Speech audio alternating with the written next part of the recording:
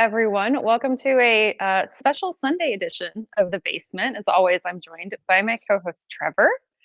Hello, everybody. Hope you all are doing well.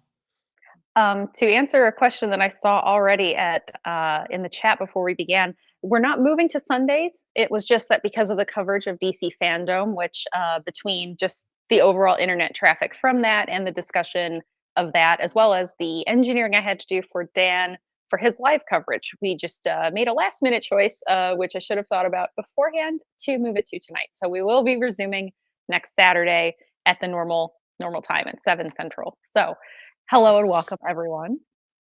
Hello to everybody in the chat. Ken, Hitman Hudson, Garth, Nick. Oh, we got Jacob Blunden in the chat. Oh, we've got Jacob. Hello. Haskell. I would say from down under, but that's just so degrading. So I won't say it, even though I just did. Even though you just did, yeah. Exactly. We also have a special guest. We're joined by Erik Barnes. Would everyone like to say hello? Wave your hands in the chat. Say hi to Erik. Hello, chat. Hello, Trevor. Hello, Amara. Hello, everybody. Hello, life. Sir Pounce. Hello, Sir Pounce. Hold on. There, he's Maybe. that blob right there. Blobs. He's a blob. I believed you. I did not think you would lie about cats. You know me so well. Oh, I don't think you had gotten into the background yet. I have to show off my new pillow. Trevor already saw it, but yeah, I'm very proud of it. Dan insisted that I be able to get this and put it on the sofa. It's oh a my kitty cat god, riding a shark and holding a Jolly Roger flag. Kudos. That's amazing. Yeah. That's your whole aesthetic. Like, isn't it? Yeah. All together. man. I commented that cat is just basically Aquaman. Mm-hmm. Aquacat, yeah. Yep. Oh, Aquacat. You hear that, Sir Pounce? You could have a different costume instead of being a candy corn, which is his current costume. I mean, Aquacat. Cats typically don't really care for water too terribly much, so you may want to hold back. I don't know about Sir Pounce's preferences, though. This cat runs in the shower every time I take a shower. Not exaggerating. He immediately sprints from whatever he's doing, and he goes and he gets in the shower. He's a weird boy. Strange, yeah. You a weird boy? Oof. Hello. Hello. Yes, I love you too. So Trevor, why don't you start telling us what you watched this week? Because I can't do anything right now. Cool. Yeah, I'll actually cover. I'll briefly cover the past 2 weeks since we didn't have a show last week. So I'll rapid fire and give my thoughts on everything I have been watching, which has been a lot. So the last time we saw each other, we did a watch along of Knives Out. Don't really need to comment on that. But moving forward, I watched The Unholy, horror film from this year, earlier this year. It's not good. It's just, if I tell you it's a horror film about demonic possession, you know everything you need to know and don't have to suffer through the movie. So it's completely and totally unique, like every other movie that does that. Yes, absolutely. I watched Coming number 2, America. I made you. Yeah, so for those who don't know, we've talked about it briefly. We're doing the basement towards. Mara, me, we're figuring out some other jury members. So I'm calling us a jury, because why not?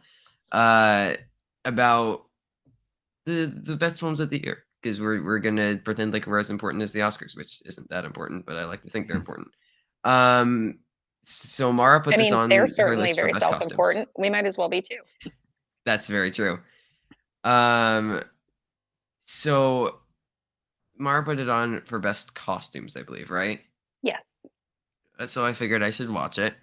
My immediate takeaway was that the editing looked like it was done by a junior high student who'd never watched a movie.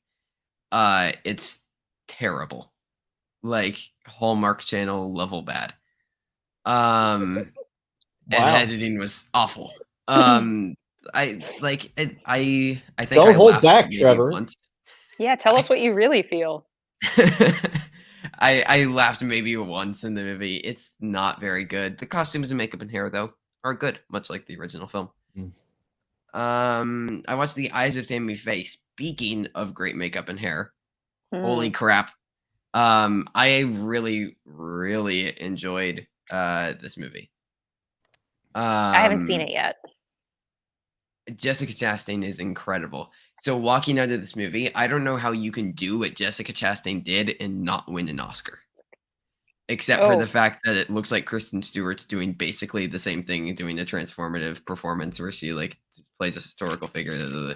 But like, this is going to be an insane Best Actress race because like I as far as what I'm predicting now, like I think that like SAG will probably go for Chastain. I think BAFTAs will probably go for Stewart, obviously. I mean, if they don't, then I think that that's a death sentence for her for the Oscars.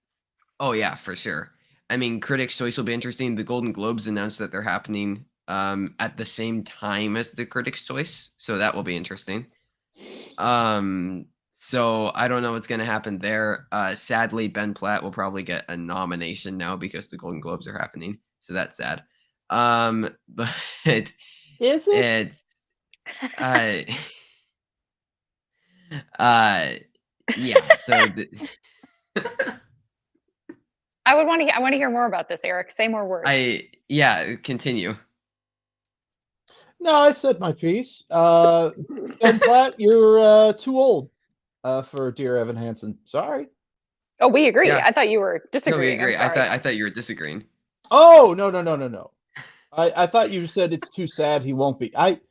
Trevor, no. I'm exhausted, and also this is my second time knowing you. I don't know how sarcastic you are, given your. So no, I am totally with you. Why was that movie a thing? And I watched a 2-hour video essay about it, and that was something. Yeah, I know Jenny Nicholson did a big thing. Was that what you watched? That was the one. That was the one. Evidence it should be played. Honestly, I could do it. Can you sing? Can we hear a few bars? It doesn't have to be from the show. They can like dub me in with somebody else. It can work. They'll just ADR you like they did. They'll auto-tune you like they did with Emma Watson in Beauty and the Beast. You'll sound like a robot. It'll be great. Absolutely. I think it would be a more intriguing tale if Evan Hansen turned out to be a cyborg the entire time. I'm waiting for like that's the bomb that they just keep the same plot and all that, but at the last 10 minutes, it's not revealed that he was never his friend. It's revealed of I've been a cyborg this whole time, and just peels the face off, and it's a Terminator type thing. And he's been a robo-teen. You know why Trevor really needed to play Evan Hansen? Because he a baby. Oh boy. There's a whole thing with that. There's a thing. That picture. So we're gonna talk about So we're gonna talk about Scream later, about like making fun of the genre you are. Imagine a musical, but where like nobody can actually sing, and they're like all trying to sing really, really well, but they just can't. I'd be here for that. So I haven't seen Schmigadoon, but I think that's sort of the angle that they're going with. Anyway, please continue. Sorry. But yeah, Eyes of Tammy Faye, I really, really liked it. Jessica Chastain's great. Andrew Garfield could sneak into supporting actor because they're going to category for him. Because why wouldn't they? And then I watched Akira Kurosawa's film. Really, really good. Great movie. I'm probably going to buy it. I think the only Kurosawa film I own is Seven Samurai. I think that's the only one I own. Trevor. But yes. Isn't there a Criterion collection from him? Like a whole collection? Yeah. Well, there's so many Criterion for you. I have plenty of recommendations after you share. Plenty of Kurosawa recommendations. He's one of my favorite directors. So nice. Yeah. No, he's definitely someone I want to dive more into the work of. And yeah, I think all of his movies are on Criterion, which means that I'll probably spend lots of money on Kurosawa films. But yeah, Akira, great movie. But there's an English remake coming out later this year, and I have a problem with remaking foreign films. I just like I might do on my channel plug. I might do a video about like The Guilty because like there's no need. The Danish film, great. I'll talk about it a little later. There's no need for a remake. But I rewatched Parasite with my mom, who loved it, which made me very, very happy. I've been trying to show her more stuff because she's also been. We watched all the Best Picture noms last year. Her favorite ended up being Promising Young Woman, closely followed by Judas and the Black Messiah. Very nice. But so yeah, she wanted to get into more Oscar-y movies. So figured Parasite was the next step, and she really, really liked it. I of course think that the movie's great. It's just, like just how I'm mad that didn't win cinematography. Like every single move of the camera has a motivation. Like every single time, every single placement, everything means something. Which is just it makes it so rewatchable. I think that actually between the fact that you had 1917 in the same year, I think the Oscars went the right way between the two films because I think they both deserved That's a lot of true. acclaim, and I think they went the right way. Yeah. It's one of the Even things though my that's heart very- was a little broken because 1917 is a perfect movie and I love it so much. Yeah, man, perfect. I wouldn't go as far as to say perfect, but it was incredibly well made and very daunting task and very well performed. But the statue went to the right folks, in my opinion, at that point. Well, right, for the various awards, I mean, because I do think that it earned its I think it got more technical awards, and I think that was probably the right go, especially if it wasn't going to win Director Picture. So True. I think it was a good thing overall. They both deserved to be celebrated. Agreed. I wouldn't have been mad if Mendes won Director, even though I like Parasite more and I like Bong directing more. I wouldn't have been mad if Mendes won just to show love to both of them because they're both great achievements for very different reasons. Also, award and, shows like, are nonsense anyway. So Yeah. but Yeah. to your point, yeah. Go ahead. Yeah. I know I need to interrupted. watch Squid Game. I know I need to watch Squid Game. I know. Don't watch the final episode. So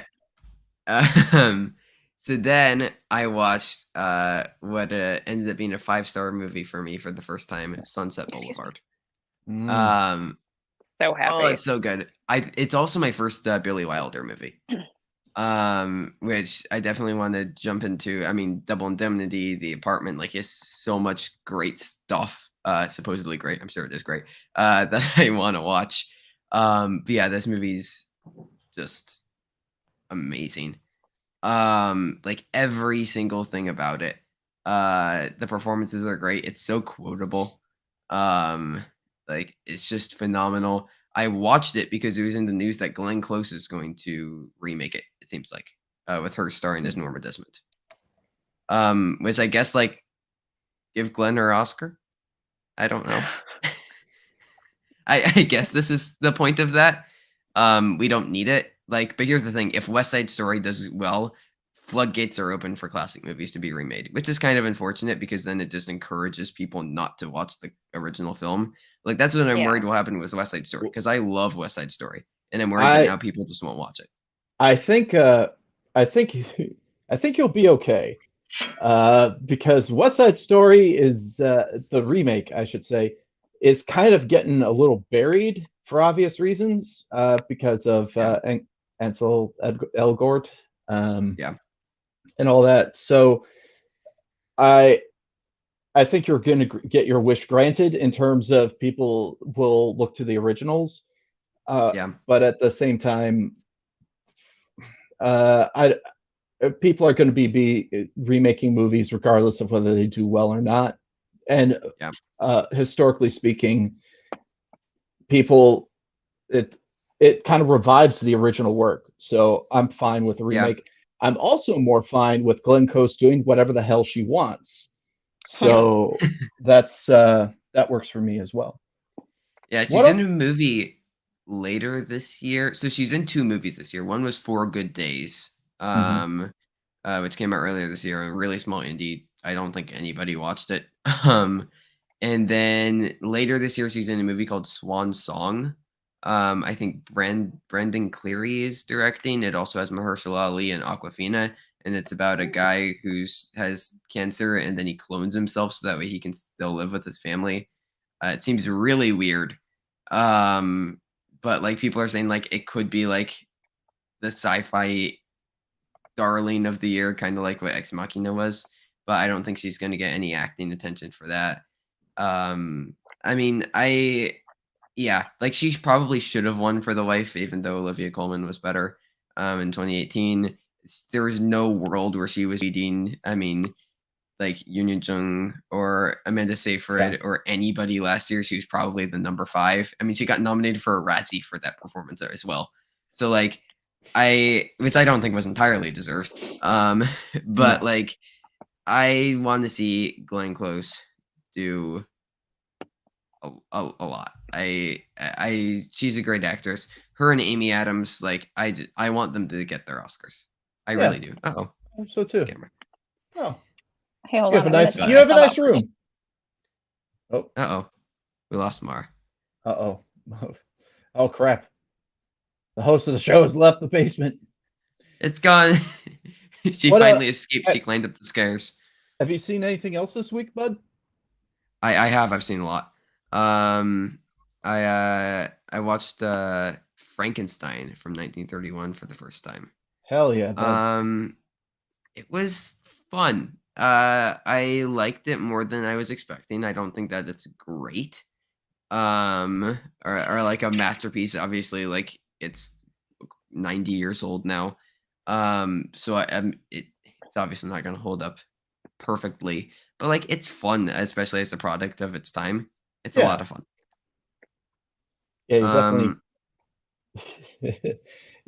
Yeah, certain when you watch movies at a certain time in a certain time frame. I'm not telling you anything you don't already know, but context matters, especially when it comes to horror and monster things and science fiction. Yeah, in yeah, particular. absolutely. By Speaking the of way, Trevor, we context, got a Streamlabs that is partially addressed to you. interesting. Do you want me to read it? Yeah. Okay. It's from Garth. The saying is a day late and a dollar short. You're a day late, but now you're not a dollar short. How is being 16 treating you so far, Trevor? Mara, will you ever sell your cookies to fans? I envy friends who get packages of them. Well, you first. 16's been fun. I've been liking it. I mean, it doesn't feel entirely too different, but it's another age. I'm closer to death. Mara. Technically, we're all equally as close to death in the sense that it's inevitable and highly unpredictable. But yeah, this is most certainly true. I guess maybe I would consider it. Actually, as a tease, I'm going to be putting out some more of my recipes after the show. I'm going to describe what they are first, though. I actually only have 3 prepared because I have to format them really weird because I don't actually have all my recipes digital. So the last one will come out either very late or tomorrow or next week. But I picked out some of my favorites that are so achievable, so easy, and also very delicious. But I've never considered it, but it's not like a no. It's just I never thought about it before. So maybe. So this is very weirdly specific. I think that you need to do a baking video, but in the character of Toni Collette from Knives Out. I love that. It's a good idea. Like like in New York, like makeup influencer, except you're like a baking influencer. I feel like we need that. I could do that. Mm. Oops, sorry, that's not the one I want. That's the one I want. All right, we're good. Okay, so sorry. this is something fine. that Mara and I have talked about. That we have, I think we agree on. Oh. Garth. That's so good. Perfect. Oh, it's so good. That's amazing. Wow. Let's Wow. get Mara a Webby.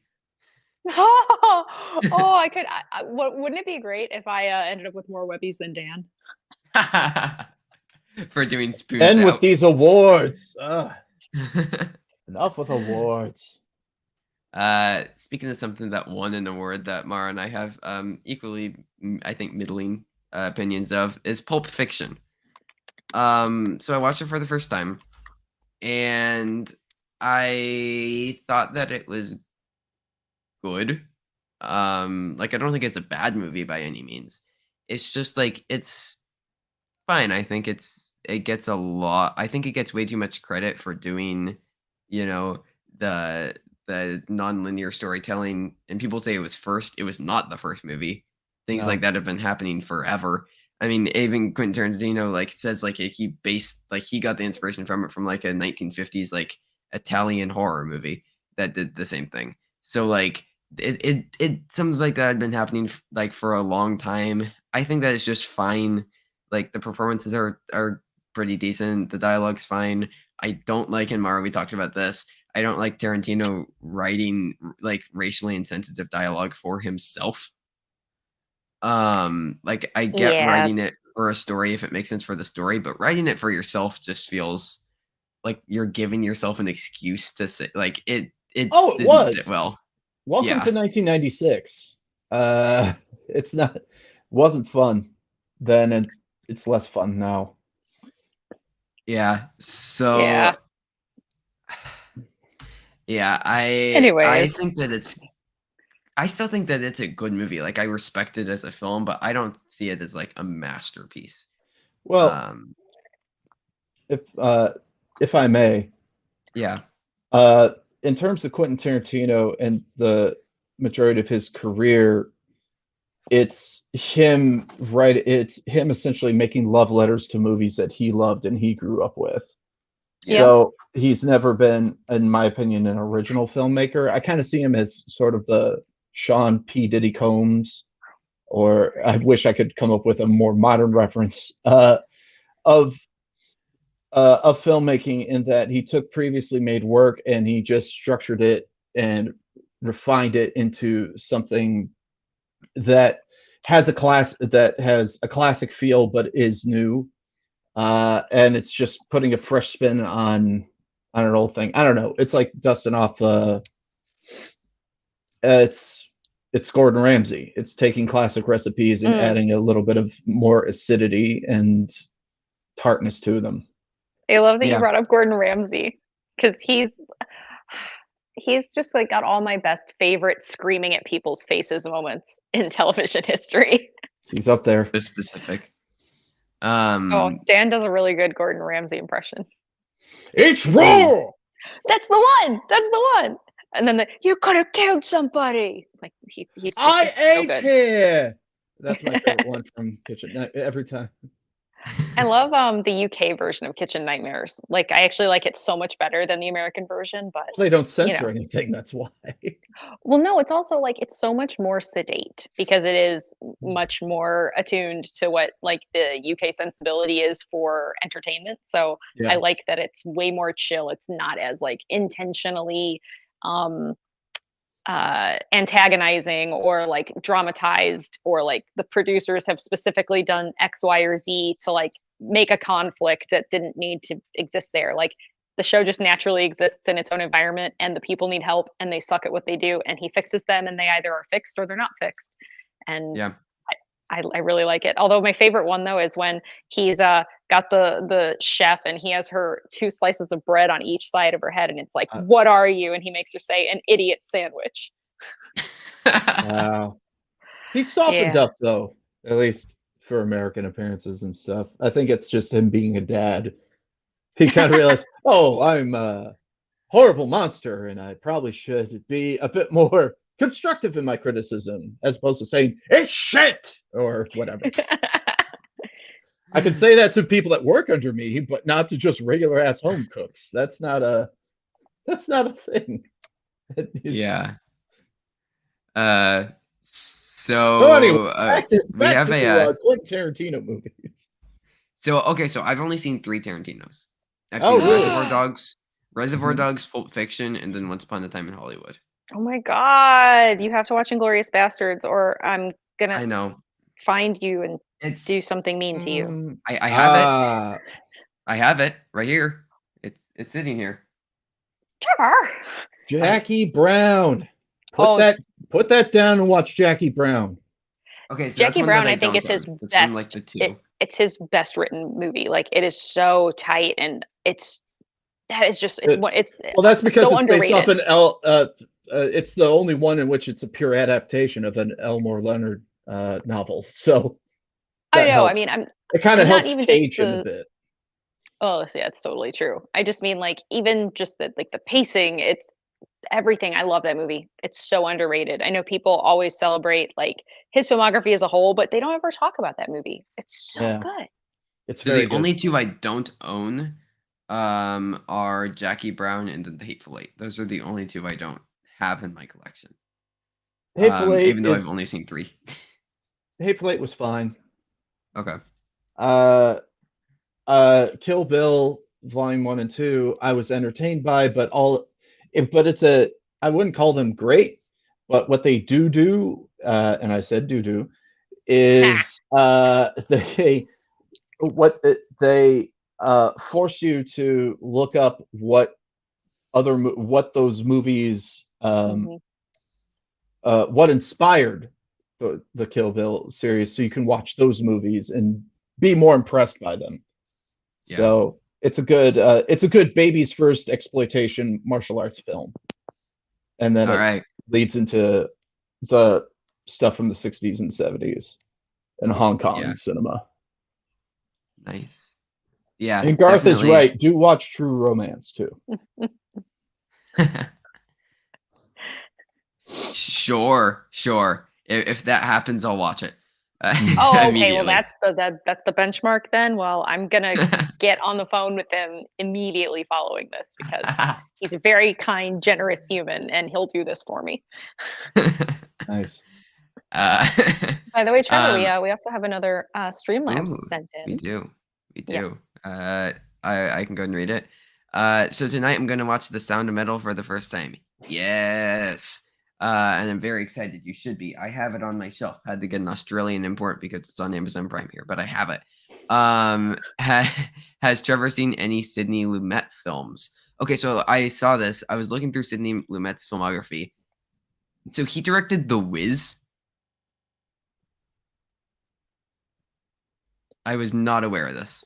Oh, I thought that was like I was like, is that a question? I By the way, that was I also from Hitman Hudson, by the way. It was. Yeah, sorry. That's okay. Yeah, that's weird. And then so I've seen 12 Angry Men. And that's it. That's it? Which I really like. Yeah, I know. I No, watch a no, no, lot that's of new okay. releases. So I try and go back and watch old stuff, older stuff when I can. But I watch a lot of new releases, so there's a lot that I haven't seen. But I really do like 12 Angry Men. It's sitting right here. But yeah, definitely wanted to dive into more. But Sound of Metal is great. Have you seen it, It's Eric? so good. Sound of Metal Yeah, or The Wiz? Yes, I've seen both. either. I really enjoyed Sound of Metal, and the just how they use the sound design and everything and the editing in order to as a storytelling device was Yeah. it was brilliant. It was very good. Yeah. I mean, it's not that I have story notes, but I have story notes in terms of if this is a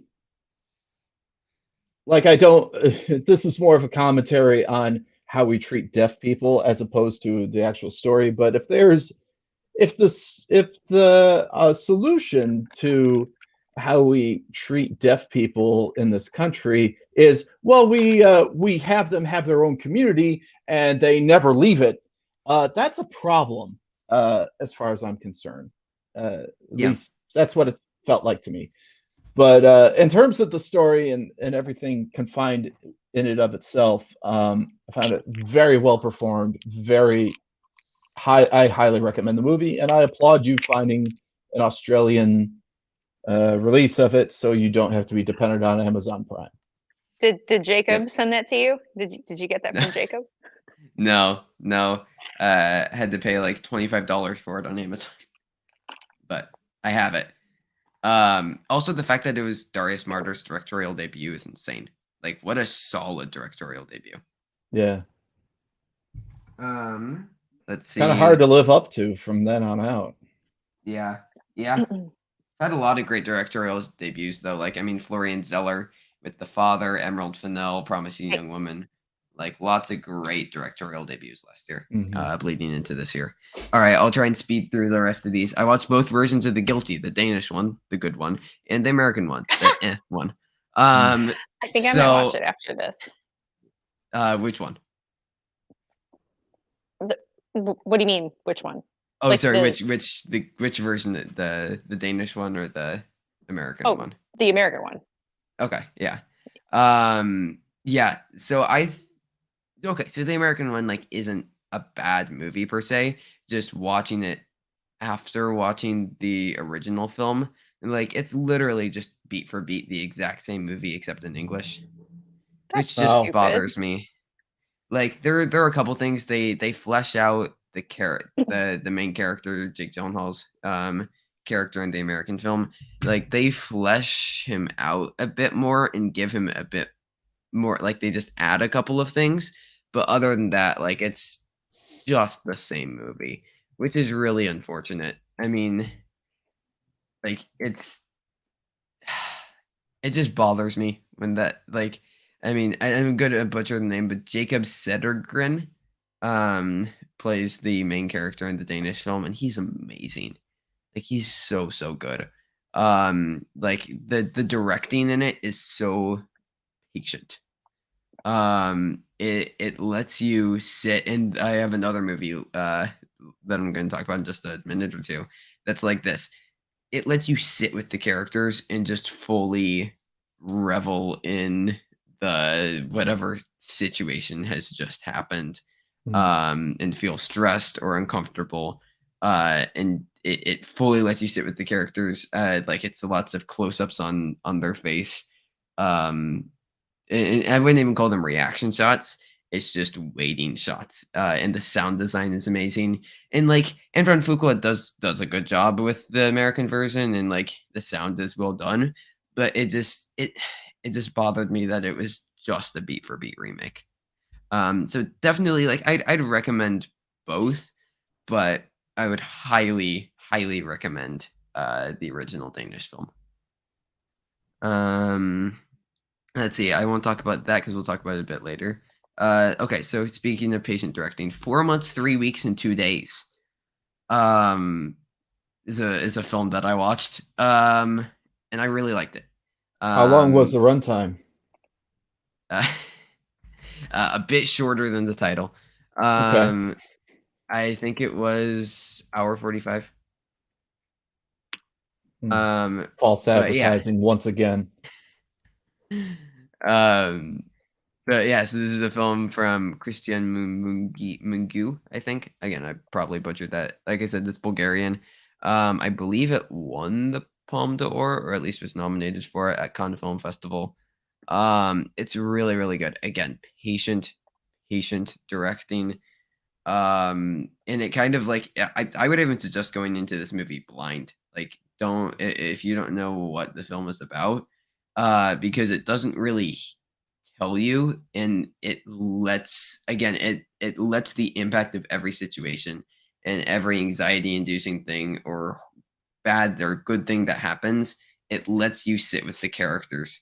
And there's a lot of great tracking shots just following the characters walking from place to place as they're trying to make sure everything doesn't go horribly wrong. But it makes sure you stay with these characters the entire time, and you're in with them for whatever situation they are in the entire time. And the tension built in it is just incredible. Probably shouldn't have watched it first thing in the morning. It was an interesting way to start off my day, but it's a great movie. Let's see. Do we have a Streamlab? We do. All right. So Kenny donated and said, "What's everyone's go-to snacks at the movie? How do you feel about full menu dinner theaters? My go-to is Reese's Pieces." So, for those who don't know, I have food allergies. I can't really eat a lot, so I will sneak food into movie theaters, which is not legal. But Yeah, they'll take you straight to jail if you do it. Absolutely, absolutely. But yeah, I take my own snacks from home, which is usually just like specially made allergy stuff.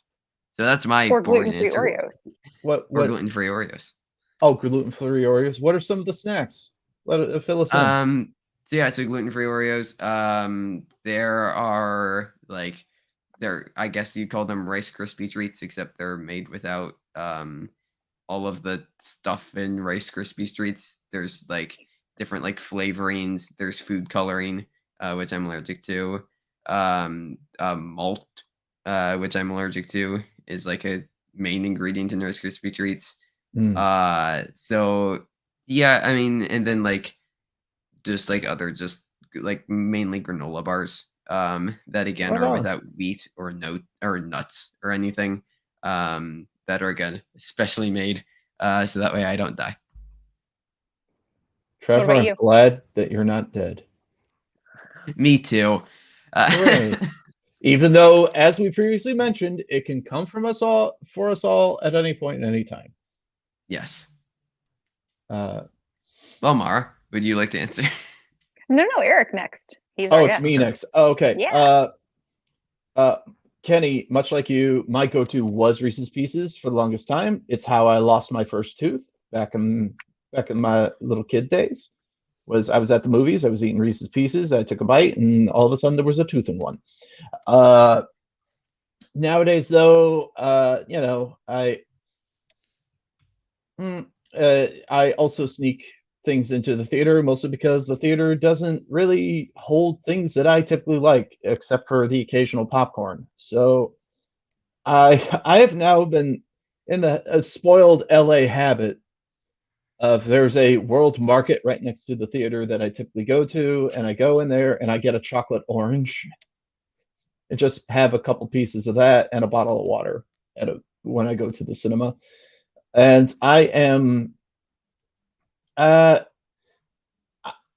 think that full menu dinner theaters are fine if they are within certain contexts. Like back when I lived in Florida, there was this hoity-toity artsy theater that offered that showed artistic films or just lower indies that don't get a lot of attention, and full menus that are inspired by whatever the film was presenting. And you ordered what you wanted. You sat at your table that you were assigned to with your person that you are, like it was set up. You weren't in a recliner. You weren't like in a movie theater type setting. You had tables and candles and all that type of stuff. And then when the movie started, it would snuff out, and the wait staff, when it was ready at the beginning of the film, just silently just gave you your entree, and you sat and you dined while you watched the movie, and then you got your check at the credits, and it was grand. I'm not sure if a Buffalo Wild Wings style movie theater would be my bag, though. So yeah, who's to say? Yeah. Mara? I'm not gonna lie, I don't like popcorn. I know it's blasphemous.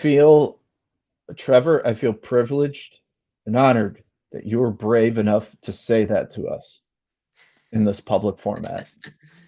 I think does not taste good. Oh, Mara, you're muted. Mar, can you hear us? Yeah, you're muted. You're muted. Click the microphone icon. There you are. Well, here's what happened. So right when you were talking about death, my headphones just like disconnected for whatever reason, and I guess when I reconnected, it's been automatically muted because I didn't know. I was like, "What?" Because I couldn't hear anything you were saying for like 4 seconds, and I noticed someone in the chat was like, "I think it was Garth." Yeah, I looked left, I looked right. I was like, Is it just me? Am I the only one that can't hear? And then I realized, oh yeah, it's because I don't know why, my headphones that are at 97% battery right now disconnected from the computer for no reason. So sorry. Anyways, Can we bring up what Brandy said, please? sure. Hold on. Which thing? Hi, friends, or Trevor? I don't Brandy, either, Trevor. I don't either, Trevor. Yeah. Thank you, Brandy. Brandy. Apparently doesn't like popcorn. I'm sorry. Yeah. I got lost. With all don't- of it. It's complicated. Thank you, Brandy. I think the two of you don't seem to comprehend. Well, maybe you do, and if so, it's still okay.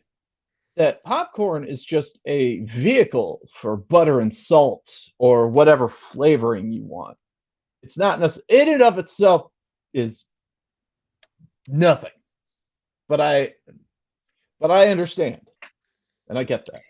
Maybe I need to rethink the way I approach popcorn. Maybe you should just go to the movies with a stick of butter and a thing of salt and just salt the butter and lick it. I'm weird though. I'm that person where like my favorite popcorn, like I like popcorn. It's fine. But I'm not I like it too. I'm not the I get it every time I go to the movies person. Dan is kind of that person. I mean, it's cute though, because he gets the little kid-sized one and it's adorable. Like he's a fruit snacks, and I get to have the fruit snacks. But I like I apologize for the vernacular, but I honestly don't know how to describe it besides this. I like the stillborn kernels at the bottom that are like not fully formed, and like some of them are not even popped whatsoever, but I eat all of that. He leaves like the bottom inch of the bag with like the kernels that like tried but couldn't. And those are that's my favorite part of popcorn, is just the stuff on the bottom that's gross. You're not talking the actual like hard kernels. I will eat an unpopped hard kernel. I will eat all of it. How are your teeth in existence? I don't chew them. I just swallow those. So I have corn, pica. pills? I have pica. I have a No, that doesn't preoccupation with excuse eating you. things that don't have That doesn't excuse you from just swallowing down corn pills. No, it really does. Like that's the whole point of pica, is you eat things that you know have no nutritional value and that do nothing for your body. Listen, popcorn on its own also has no nutritional value, even fully popped. But the popcorn Poulter. You're not even having flavor. No, it tastes like salt. I think we all need to rethink the way we look at popcorn. Hold on. I want to double back to this though. So I would like to talk about what I sneak into movie theaters, because I'm also a sneaker of things, because movie theaters don't serve the kind of snacks I like. I sneak in baby carrots, which when you're seeing like a really teary drama about, yes, I sneak in Mark Ellis in a little reusable vinyl bag inside of my fanny pack. But dang, dude's flexible. He is. He helped us move. Trust me, I know. He's multi-talented. But it's hard because when you're watching like a drama that's about I don't know, like a Holocaust drama, you really can't just like chomp on them. You've got to wait until someone's like sobbing on screen really loud before you can just go. But if you're watching Transformers, you can just eat those things the whole time, because the movie is so loud, no one knows. Imagine A Quiet Place trying to sneak in the baby Quiet Place. I might have, actually, because A Quiet Place Part 2 was the first time I was back in theaters. I think, like big theaters, I think was for that. Yeah. So yeah, I might have. I don't know. Or maybe you were just swallowing corn pills and it wouldn't have mattered. Maybe. But as far as dine in theaters, though, I have some serious thoughts. Interesting. There are some that I've been to that are really, really good at the idea of the food service aspect being seamless and imperceptible. Like they have lower channels that are just for wait staff. So like there's like a little wall, and then way below that is where the people walk. And there's another wall. So it's like in between the people watching and the people that you'd be behind. So you can't see them. And then they just like open a little door and they put your food right out onto the table, and they close the little door, and then they leave again. And you pay digitally, like with QR code, it takes you to like a PayPal thing. So like, and you can just Apple Pay. So you can just like look down real quick and double click your thing and be like, all right, I'm done. I paid in 2 seconds, and they don't have to bring you a check. And you're not like trying to see like, where's the tip line? No way. Oh, that's a tax. Oh man, why did I screw that up? Because it's so dark in here, and you're not like getting distracted from the movie. And those ones are nice. I still don't like the idea of like ordering a steak for people that do eat steak, because I can't eat steak. But like, because you're like cutting food on like a ceramic plate or a stoneware plate with a metal steak knife and a metal fork, and so it's like ting, ting, ting, ting, ting, ting, ting, ching, ching, ching, Yeah. like it's just very distracting. So there's like, I think you should really curate your menu at a fancy dine-in theater to make sure that there's not like strong utensils required. But I also have a very strong passion for the straight up, like, I'm the greasy floor, I'm like liquid cheese fries dine-in theater, because the whole point of going to that theater is that your ticket still costs you only $5, and that's for the evening show. And you're just there to eat $6 cheese fries, have a huge beer, and just watch a movie that's terrible. Like, that's the whole point of being there. Yeah, like, the experience is supposed to be lowbrow. I love those places. No, if you're going to watch Meatballs, that's 10 years. That's different. Yeah. Oh, hello. Yeah, the one I was talking about, it's in Orlando, Florida. I'm trying to remember what it was called, or if it even still exists, because this was like a decade ago. And I went and saw Choke, the Chuck Palahniuk wow. movie. Wow. So it was there. Trust me, the irony was not lost on me that I was watching a movie about such content while eating a meal. Parker. So in the chat, somebody say huge beer. Oh, Robert Parker. Oh, hey, Robbie. You and your beer having ways. I don't know if you do. Hey, Robbie, guess what? The sofa had a baby, and now it's a sectional.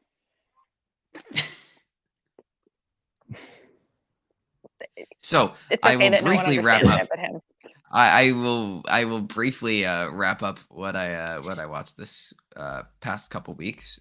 Scream, a lot of fun. Yes. Really liked it. Liked it way better than I thought I would. I don't typically like horror movies, and I don't typically like comedies, but for some reason this worked.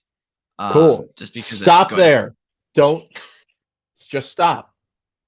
Don't watch Scream 2 or 3 or 4. I watched 3 and 4 as part of another friend's Patreon Discord thing, like a watch along, and stop. Just don't. Yeah, enjoy the good Mara experience. Disagrees. I think Mara No. disagrees. I'm not. Are you really? Okay. Well, I was having a reaction to Robbie just being Robbie. Oh, got it. Okay. That wasn't you at all. Oh. Got it. I'm allergic to alcohol, so won't be able to drink. Hey, that's okay. By the time you're of drinking age, they'll have created synthahol, like in Star Trek, and it'll be fine. Synthahol. It's overrated, but don't worry about it. Okay. And I watched through the Halloween and James Bond franchises, but we'll talk about that later when we talk about those all for the first time. But I do want to talk about Bottle Rocket from my favorite director, Wes Anderson. I had actually never seen this one before. I have the Criterion. I watched it. This movie's a lot of fun. I mean, it launched the Wilson brothers' careers. It's so much fun. Like, I don't think it's like perfect, like I consider some of Wes Anderson's other movies. Like, he was still developing his voice at the time, but like this movie is just so fun. It's an enjoyable watch. It's a brisk runtime. It's like an hour 40. Oh yeah, it's quick. Like it just continues to be on the list of Wes Anderson movies, which is all of them, that I could literally watch anytime. Then I saw The Courier, Dominic Cooke's film starring Benedict Cumberbatch from earlier this year. Spy movie. Basically, okay, so like all of like the feels and like the ideas of the Imitation Game with Benedict Cumberbatch. So it's basically another unsung hero of British wars. This is a true story of this businessman who went undercover to like spy on the Russians during the Cold War. Benedict Cumberbatch is great. He's always great. It's Benedict Cumberbatch. And the movie was just fine. Like everything around him was just okay. But Benedict Cumberbatch is why you're watching this movie, and he delivers. Like, he's having a great year. He has this. I mean, he has The Electrical Life of Louis Wayne coming out later this year, which looks interesting. He has Power of the Dog, which he's the best actor contender for, probably going head to head with Will Smith. And then he has Remind Spider-Man me to No Way Home. mention that to you after the broadcast, Trevor. There's a thing about that I have to tell you. With Power of the Dog? Yeah. Okay, interesting. Does it Oh, pertain I'm to not what we've allowed talked to about know? before? You can know. I just don't Oh, want okay. everyone else to know. I'm Oh, not allowed to. alright. I'm not allowed to say these things to the general populace because they're still in quite a bit of flux. Got it. Does it pertain to what we talked about before with Power of the Dog? What did we talk about before? I'm assuming not then. Okay. I don't know. Is it the thing about how to watch it? Was it that thing? Yes. Yes. Okay, yeah, it's about that thing. Okay, got it. Okay. So then I watched Concrete Cowboy, Netflix movie. Oh, I want to see that. Haven't seen it yet. It was pretty decent. Premiered at Toronto last year. And it was pretty fun. I mean, Idris Elba is incredible, but like again, we shouldn't expect anything less because his name is Idris Elba, and he's Right. a great actor. I would have preferred this movie to be a documentary, if I'm being completely honest. It's about like the cowboy like history of Philadelphia. So it's like it's a fictional story. But it's like it's a real thing, and like how they're still like cowboys living in like just the city of Philadelphia with their horses, and they like ride around in like the streets and stuff today. I would have much preferred to see like a documentary or even like kind of a blend similar to what they did with Nomadland. But the movie was fine for what it was. So then I decided to subject myself to Neil Burger. Or Berger, however you pronounce his name. So I watched Divergent. And This is end of sentence. We can move on. I have a soft spot for like YA movies, but this was not good. And then I watched Voyagers, his new movie from this year.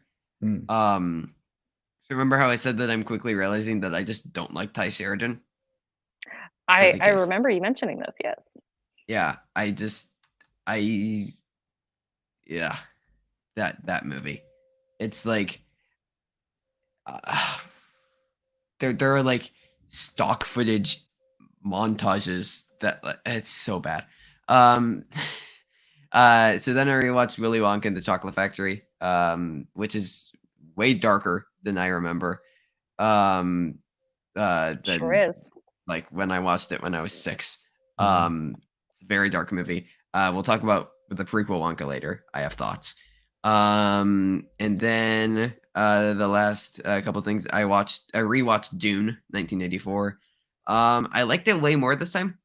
It was my first time watching it on the Arrow video transfer that I bought.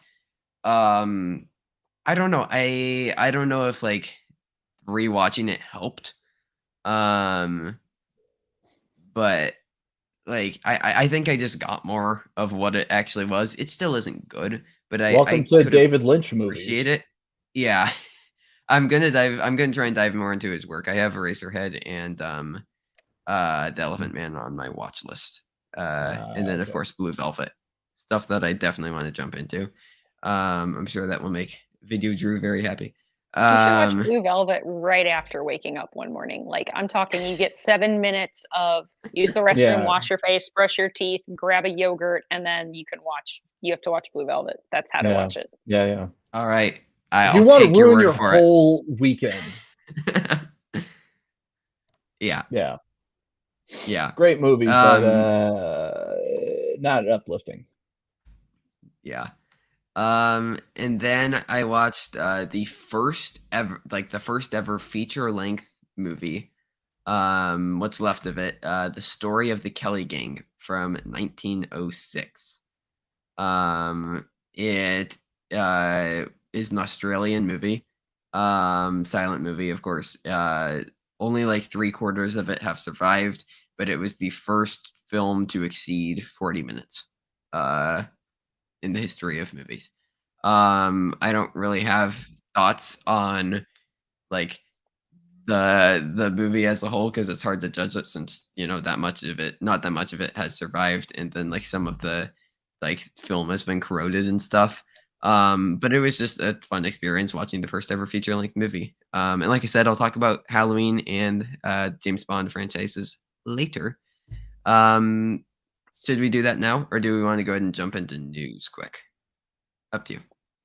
It's up to our guest. Eric, would you Up to like our to talk guest. about some James Bond things, or would you like to just briefly run through some news of the week?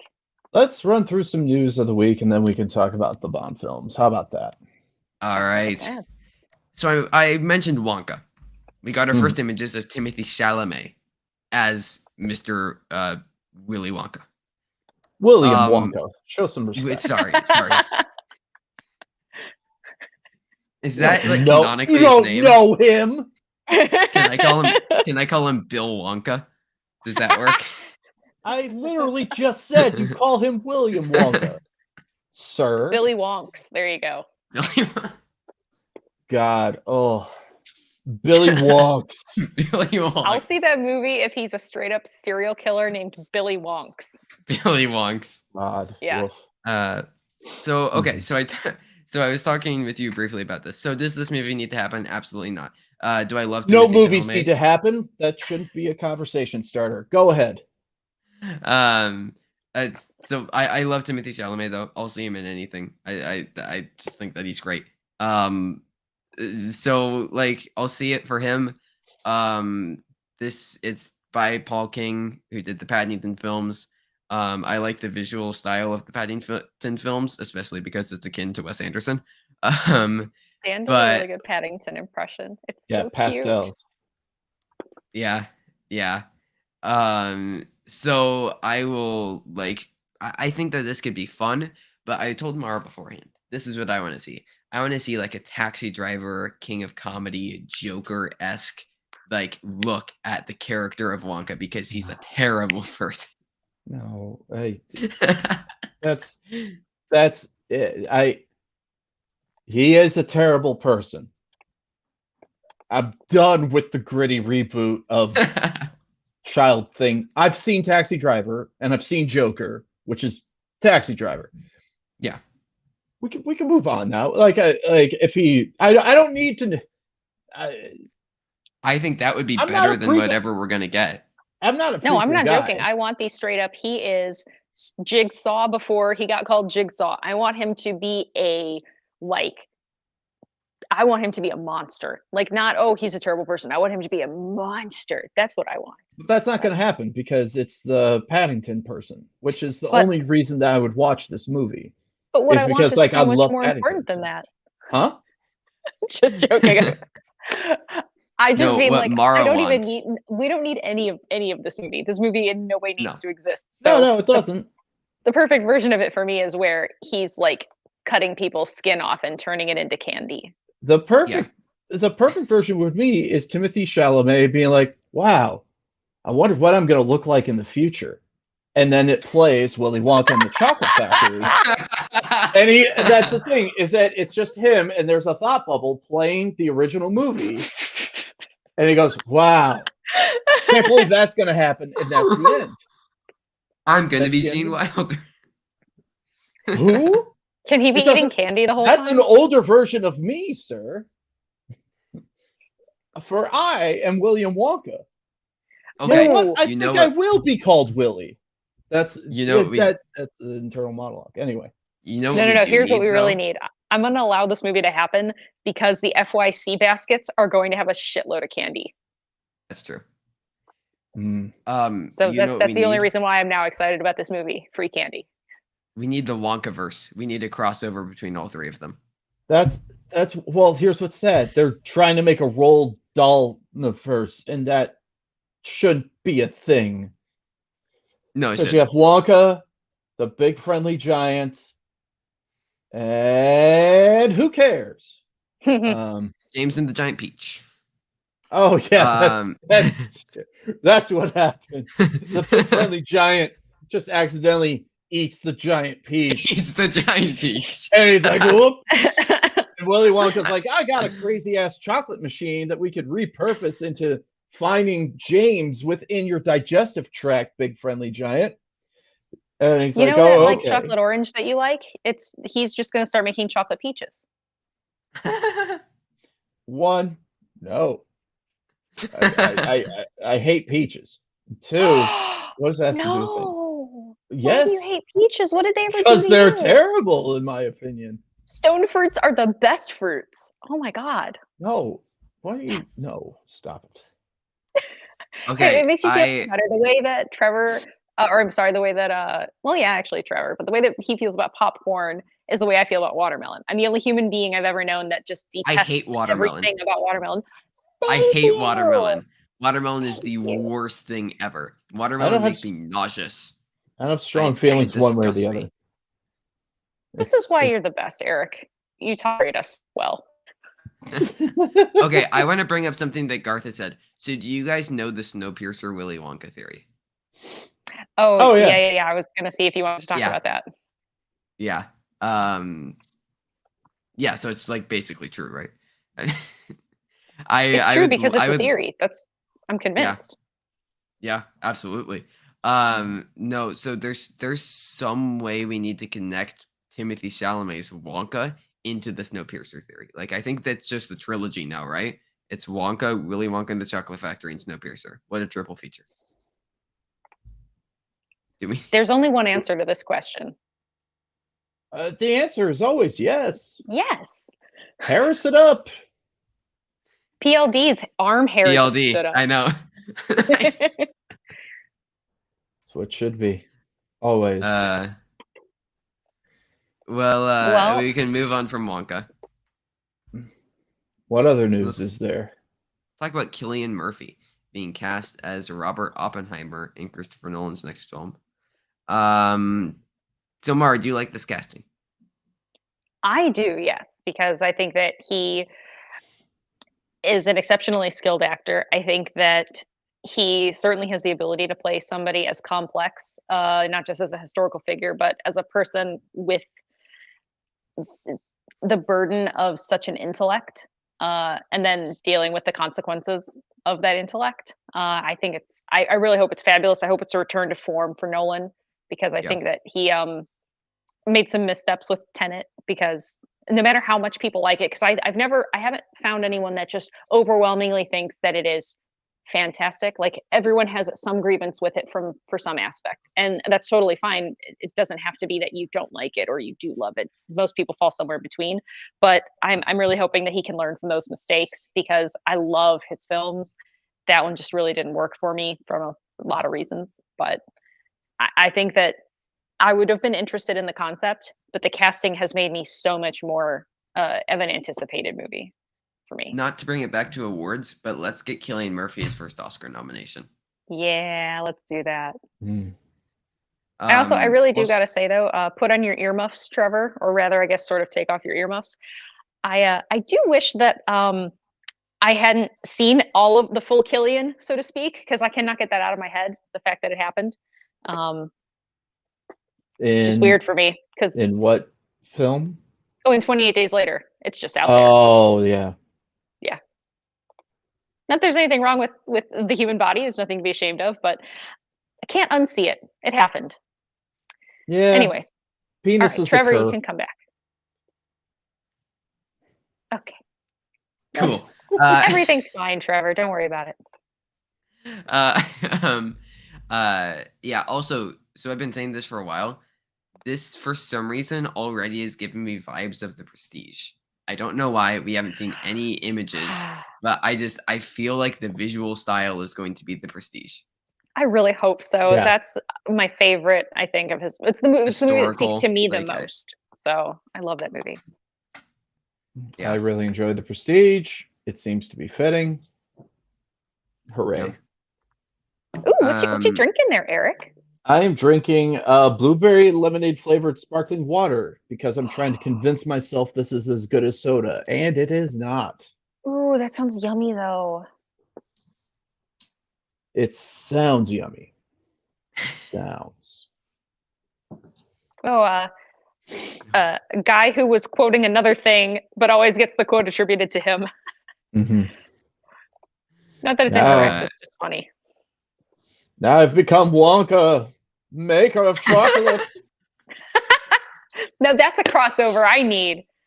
Yes. I need the Oppenheimer Wonka crossover. Oh man. Well, Okay, so let's talk about, speaking of I would say under-recognized actors, at least according to Mara, Will Poulter has been cast as Adam Warlock in Guardians of the Galaxy Volume 3. So I was talking with Mara before the show. I haven't seen Will Poulter in everything.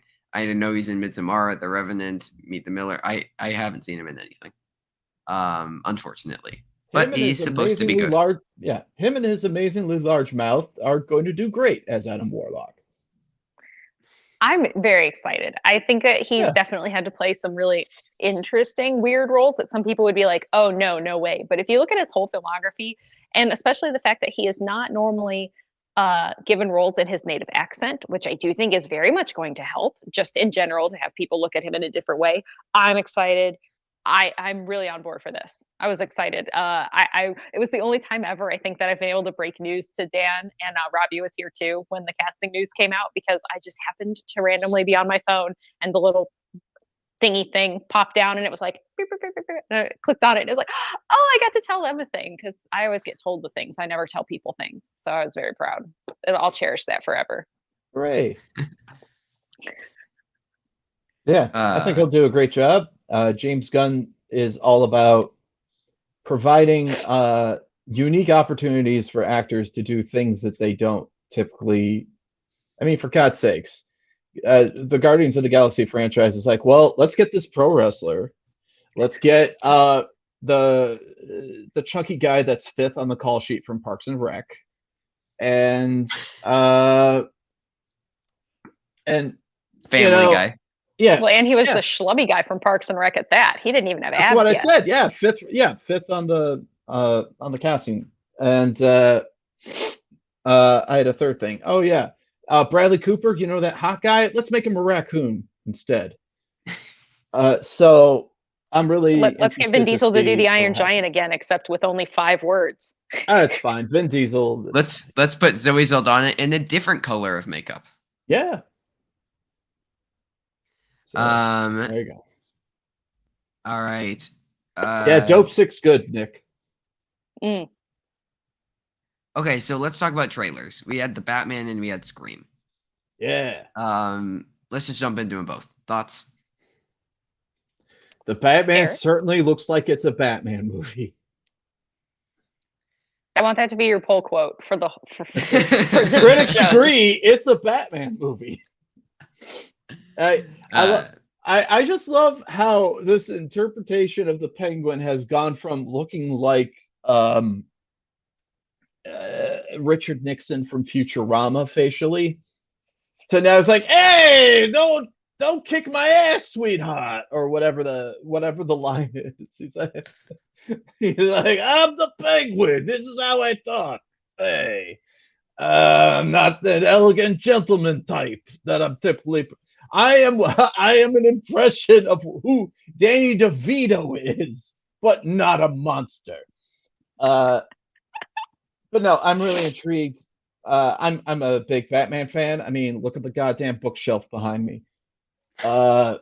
And I'm looking forward to the movie. I'm really looking forward to I don't need this movie. I want the movie story to be good. I don't care if it's grittier, because I'm totally not interested in a gritty off between this movie versus the Nolan movies. Just give me a good story and you'll have me. And hopefully that'll be the case, because Riddler tales tend to be good, or at least comic book wise they do. Take it easy, sweetheart. That's what it is. Garth is right. I was already in general. Batman, don't wreck my style. Sorry, Mara. No, that's okay. I mean, the Matt Reeves of it all is the thing for me, where I have so much faith in him as a filmmaker. And I mean, our Pats is a very skilled actor. Twilight. Let's excise that from looking at it. I liked what I saw. He was a young actor that needed money. That's fine. And honestly, I'm glad he did it because it gave him creative freedom to do whatever the hell he wants for the rest of his Yeah. career because he Oh, does yeah. not need money. He will never, No. ever need money, ever. Yeah. And he's Yeah. honestly taken all these amazing roles like Good Time, like, The Lighthouse. Yeah. yeah. And so I'm really excited because I think that Batman is an interesting opportunity because you don't have to be like your principles as a thespian don't have to be purely limited to like Shakespeare and like indie movies. Like you can do something great with an established IP, especially if you have a filmmaker that wants to do something good. And I love the fact that they mentioned year one is very, very intriguing to me because uh that's that's a part of Batman's history that I really, really like and that we haven't gotten in a real live action way. So Mm. I hope it's fantastic. I liked what I saw. I'm very amped up. It doesn't mean it's going to work. I could see an awesome trailer because we've seen so many awesome trailers before, and then we've seen the Suicide movies Squad. and we're like, oh, but you never know. I'm hoping it's great. I want everything to be great. Yeah. So okay, so I have complicated thoughts. I shared these with Mara before the show. I am tentatively excited for this movie. But my immediate takeaway was this will look gorgeous on 4K. Yeah. But aside from that, um so I with the like how gritty, like this is basically just telling you this is a gritty movie. And like I hope that they can balance the tone well because I could totally see this just becoming so one note Yeah. and just so boring. And like even if the story is fun, just like if both like visually and as far as like the dialogue and everything, if it's just gritty all the way throughout, I could see myself getting really bored with the movie really fast. Which I Yeah. hope doesn't happen, to be clear. I hope that I really, really love this movie, and I have faith in Matt Reeves that he will be able to It'd be handle this weird well. if you were That's just my rooting fear. for a movie to fail. Yeah. It'd be weird Yes. if you were like, I hope it's shit when I watch it. I hope I have a terrible time. It'd be The rather little odd. bits that we did see from Alfred, I think that he is going to be a much different Alfred. I think he's going to be a huge comic relief in the movie I hope because so, I know we didn't 'cause get a it lot of needs him it. in the trailer, but I think that that might be part of where we get he might bring a lot of balance there. So He's always been the sardonic character in Batman lore. I do think that something tells me that that one clip that we see of him saying like, "Oh, good Lord," is when he sees Batman for the first time, kind of like a la Mask of the Phantasm. yeah, It's it's funny that you mentioned Year One, Mara, because that was kind of what Batman Begins was in a lot of ways. But I think this one, yeah. I mean, I think that no, I they mean kind it of literally was. There were actual story elements lifted That's true. from Year Yeah. One into the movie. yeah. I mean, I just think that him having such a, I guess what more of what I was talking about is that like Robert Pattinson feels younger. Like Oh Yeah. yeah, no, having young early, I'm gonna fuck up Batman. I'm yeah, all for that. Yeah, especially since it's like, oh, this Riddler guy, I have to be smarter. I can't do the thing.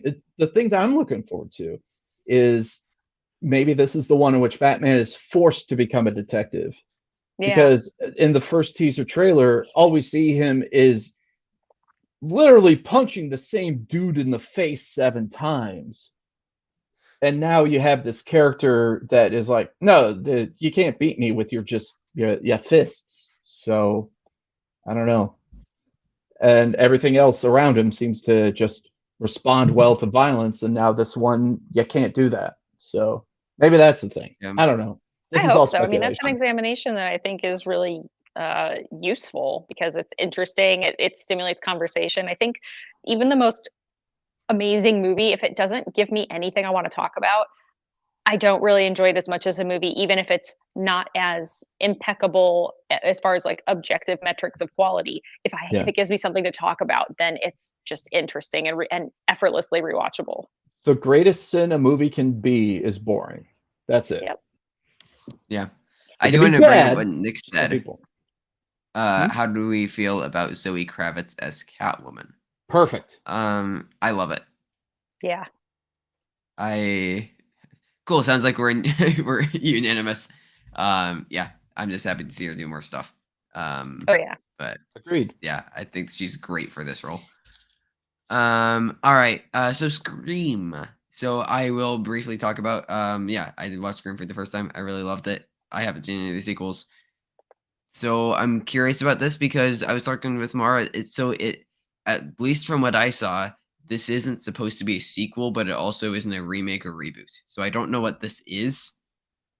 I've heard it as like a retelling, but like an alternate retelling of the story. I don't know.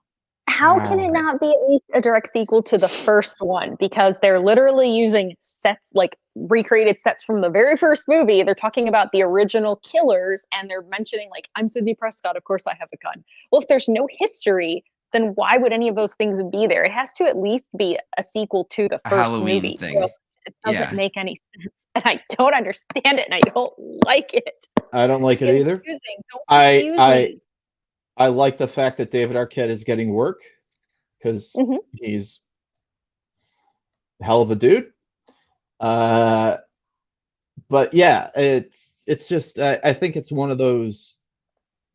It makes me feel like The Force Awakens, of all things. I don't know if I'm gonna like what you're about to say, Eric.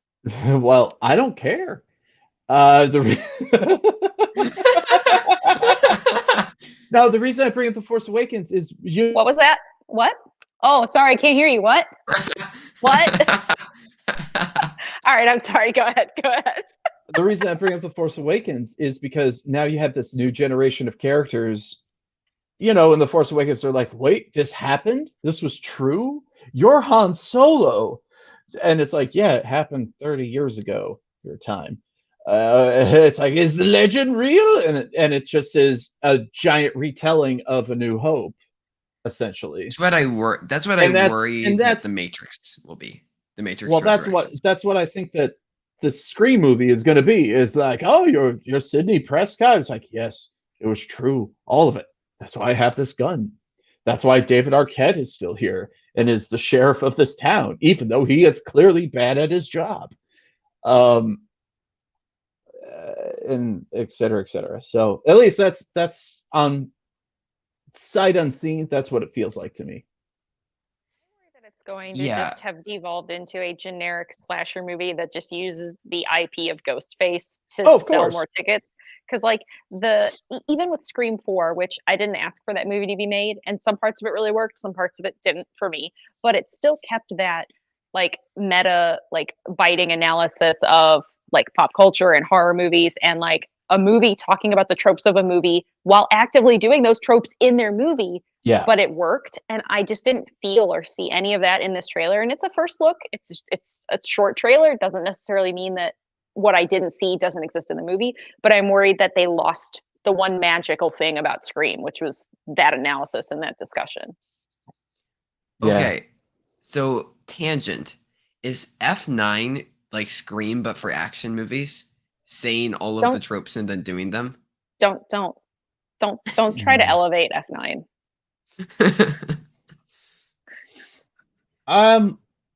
Scream has never gone into space, so I'm gonna say no, not yet. That's fair. I don't know why that thought came to mind, but when you said making fun of tropes and then doing them, my mind immediately went to F9. Oh. No. But yeah, I'm looking forward to Scream. I really like this Scream film, the 1996 one. So I'm looking forward to this, but yeah, I'm worried that it will just be a slasher movie, which I don't typically like, as we'll get into when we talk about Halloween. But got a couple more news stories. So this is a kind of interesting one. Chris Columbus says that Robin Williams wanted to play Professor Lupin in the Harry Potter series, and it almost happened. Would you have liked to see this? I don't know. I mean, you can never really know unless you see it. But I mean, Foolish was just so good that I don't want to try to imagine what could have been, because maybe it was better, maybe it was worse. But we have what we had, and I think it was great. Yeah. Yeah. Also, I will say, Nick and Jacob, F9 isn't that bad. Is it Oh, it's stupid? not. Yes. Is it bad? No. It's an so I marathoned the entire Fast and Furious franchise in a week. I very quickly fell in love with all those characters. I was full in family. I didn't care what that movie was. I saw it with a bunch of people who were laughing through all of the things. It was really fun. It Jeez. I it was fun. So no, F9 is not that bad. Also, goodbye, Ken. Have fun watching the Steelers. Later, Ken. No, Mara, it is not that bad. I still have yet to watch the. Okay, so I have the Blu-ray. I have still yet to watch the You director's paid money for extended that? cut. $25. I You paid $25 for that? Okay, Trevor, I I've- need to teach you the ways of the Force and how to buy things on sale. I wanted it immediately. I'm still Wow. yet to watch the director's cut, which reportedly has 12 minutes more of Cardi B and 12 minutes more of Tanks. Honestly, I'm okay with more Cardi B. She just like appeared, was mildly useful with no Yes, explanation, and then Jacob. was gone. And it's like, why can't she just be there a little? Jacob, why? Yes, Jacob. Yes. You know, I'm assuming that is a region-specific disc that won't play in the United States on your United States media. So you know what? Suck it, Jacob. All right. Love you. Subscribe to Patreon and to the StreamYard. Lovingly accept donations from. We're staying in the same house in 6 weeks, so trust me, he'll get me back. It's fine. At my school, that's called an impulse spending. We don't need to talk about it. So Imagine having disposable income. Oh 4K is region no, free. it's not. Oh, Jacob, why? Oh God. Oh, hi, Muffin. Oh, never all mind. hail Hi, Sir F9. Pounds. All right. You're not really allowed to say hail anything anymore. It doesn't sound good. Fair. Joking. So, all right, last piece of news here. Spider-Verse 2 got its title, and it's called Across the Spider-Verse. They changed one word. Well, I mean, Spider-Man movies have been relying on the word home to hinge their titles for 3 movies, Yeah. so Yeah. it's just the title. Yeah. Yep. I'm guessing instead of being housed within the title's implying that instead of just everything happening in Miles Morales' timeline, I guess he's going to go universe skipping across I mean, at everybody least else's. they didn't do what Halloween did, which is now be the 3rd movie that's just named Halloween. Fair. So True. it could have been worse. The real Yeah. third or the other third? Exactly. But Very important questions. Yeah,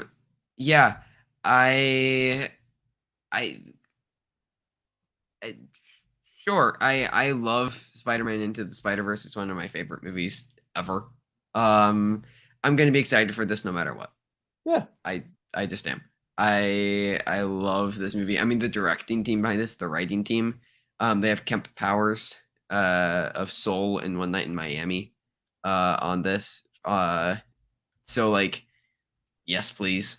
There's a lot to be excited about here. We're going to be getting Silk. We're going to be getting Spider-Woman. So Jessica Drew. Like, there's a lot to look forward to. I mean, Oscar Isaac is coming back. So much fun stuff. So yeah, I mean, it's just the title. Not too much to unpack. But are we it's going to fun. get Spiders Man? I'm serious. Are you familiar with Spiders Man? Yes. Yeah. Let me put it this way. It would not be something I would be surprised about, because out of all of the things that, if you had asked me 13 years ago, would I ever see X obscure, random, never gonna see the light of day, especially in cinema characters, I would have given you a list of about 15, and they've all already been done. So honestly, who knows? Maybe. Yep. Me. Especially since it's Spiders Lord Man. and Miller behind it, like I could totally just see them just throwing Spiders Man in. I mean, and Like, also Lord and especially Miller. with like James Gunn, he's just become like the example of you can just pick some rando person that no one knows anything about really, and then turn it into a beloved, cherished character, even if you like kill him 6 minutes in, So they can put anyone in anything now. It's just doable. Yeah. Yep. Pretty All happy. right. Let's As long as let's it's an voiced hour by, especially if it's Good. voiced by like 30 people. Spider-Man, all at the same time. Oh, at the Like same time, yeah. Yeah. Like it's just the audio files are stacked on top of one another for every bit of dialogue. I like that. Okay, you need to make some calls. You need to have Let's your get people all of call the their Toms. people. Oh, I'll get right on it because I have that Tom kind of Hanks, power. Tom Hardy, Tom Hiddleston, Tom Holland, all of the Toms need to voice Spider-Man. What All about of the Chris's? THs. All the Chris's. I was gonna say maybe we do all the Chris's. There's lots of Y'all, Chris's. it could be honestly. It could be everybody. It doesn't have to be all male, by the way. It could just be everybody. Oh yeah. We could get Chrissy Yeah. Teigen. We'll get all the Chris's. Whatever. Yeah. The fictional character of Christine Everhart. She can do it too. And by the way, yes, I did finally. More than once. Big fan. Should we an hour and 26 minutes into the show talk about our title topic? Probably should, yeah. Probably should, yeah. People have hung in there with us, so thank you. Yes, thank you, everybody. By the way, the cats are going to get about? fed any second, so you're going to hear my voice not come out of my mouth, but come out of the pet feeders that are on opposite sides of the kitchen island. So it's going to be weird. Just roll with it. Catception. Okay. All right. Let's jump. What should we do first? Because we're going to be spoiling James Bond. Let's go James Bond first because I have not seen Okay. Halloween Kills, even though I already have thoughts. Well, the good news is we're going to stay heavy spoiler free on Halloween Kills because it's just come out. Like we're going to kind of talk just general how we felt about it. And if you do want, and they just got fed. And if you do want to gracefully exit to avoid any and all discussion, you're more than welcome to. But we'd love to keep you, especially if you. I'm not invested enough to. I'm not invested enough to care because I know the plot means absolutely fucking nothing. For Halloween Kills, even regardless of whether I've seen it or not. Fair. I know that much. Well, for Bond though, it's been out for a couple weeks, so we're gonna be discussing some spoilers. So I was gonna have a spoiler banner, but for some reason it is not showing up. So this is just your verbal warning that we're gonna be talking spoilers. So if you do not want to hear anything about this movie, that's pretty definitely already been spoiled on social media, which sucks, but it just has. Yeah. Then you can gracefully exit and then come back if you'd like. Yeah. So we can put on like I think that you can just add a banner even if it isn't like stylized. You could probably put I think there's a thing on StreamYard where you can make a banner. Just that way when people come back, they don't jump in. All right, well, in the middle of spoilers. Works. Let's see if it works. Maybe. Hold on one second. There we go. There we go. Oh, okay. I did it. Look at me go. Although the one I made was cooler. I was just going to get a Sharpie marker with a piece of paper and just hold it up and just say spoiler alert. Yeah. Yeah, that's Garth, you and I, simpatico, man. Definitely. So no time to die. Yeah. Again, everybody, get out of here if you don't want to hear spoilers. The banner's going. Trevor just yells, "Get out of here! Get out! Get out!" So. Much better movie. Yeah. I yes, Get Out is much better than this. I think I liked this more than you guys did. I know I liked it more than Mara. I was very mixed. I had a lot of really strongly liked things and 1.5 really strongly disliked things. I have notes. A lot of notes.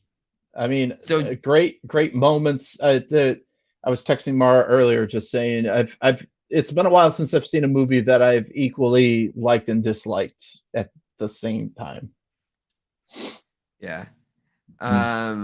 So what's our like quick just top of our head out of 10 rating just to give like if you guys have one just to give like a general opinion of like going into this, because I think that I probably set like an 8. Compared to other Bond films or movies? Either. Compared to other Bond movies, it is a 7. Compared to other movies, I give it a 5.5. This is tough for me because, again, it's like I'm so mixed. I thought that the action set pieces were great. Like as far as an action movie goes, it was riveting. I loved it. I That hallway, think the that stairway scene, Yep. yeah, so good. The one take, amazing. Yeah. I did not in any way. I'm not at all invested in his relationship with Madeline Swan, especially because they completely retooled her character off screen, and Yep. she transitioned completely from a useless damsel in distress in the last movie to somehow an incredibly capable, calculating, skilled with weapons and hand-to-hand things in the course of like no time. And I just didn't. She was so incompatible for him that they changed her character to be compatible for him, and I just Yeah. didn't like it. I didn't buy it. I don't think that they have good chemistry. I just and at the end of it really kills it for me a little bit because they literally gave him like quote unquote nothing to live for. So it's like I'm just gonna give up and die. It's like, oh well, I'm not really very invested in your sacrifice if you were just like given nothing to live for. It's like, well, then you're not really sacrificing yourself. You're just kind of like being like, oh, I can't see my partner and my child. I guess I'm just gonna die now. I'm tired, and here's the thing: is that James Bond has had so many iterations. I'm tired. The thing that would have made this fresh is finally having a James Bond that's fucking happy. Because I know that we're movie people, and because we're movie people, we see things coming all the time a mile away, and it seems obvious to us, and it may not be obvious to the casual moviegoer. But every single goddamn reveal and beat was just a like predictable, and just it's like, oh, as soon as it's introduced, oh, it's in his bloodstream. It's like, oh, well, that's how he kills Blofeld. And as soon as they shows the red valve, it's like, oh, okay, he's gonna get smacked with it. And Yeah, the it wasn't really Robbers happiness. foreshadowing. It was like Yeah, 16 no, shadowing. Telling you. no, no. These aren't foreshadowings at all. And part of me was like, okay, this premise of nanobots, it's a bit out there, but this is James Bond, so I'll let it, it can be, well, I'll let it slide. How it's James Bond, you got to allow ridiculous plots to a certain extent. But yeah, it kind of just it wrapped up way too neatly, and I just don't. I want to see like fucking. I'm sorry that I'm swearing so much, but we already saw Bond lose. Like, if you're a James Bond fan, and you would have to be in order to watch this movie, and you've seen the other, you've likely seen all the other Bonds lose. We've already seen James Bond lose his love all the goddamn time, and we, especially if you watch the George Lazenby one. Oh, sorry, that's the one I wanted.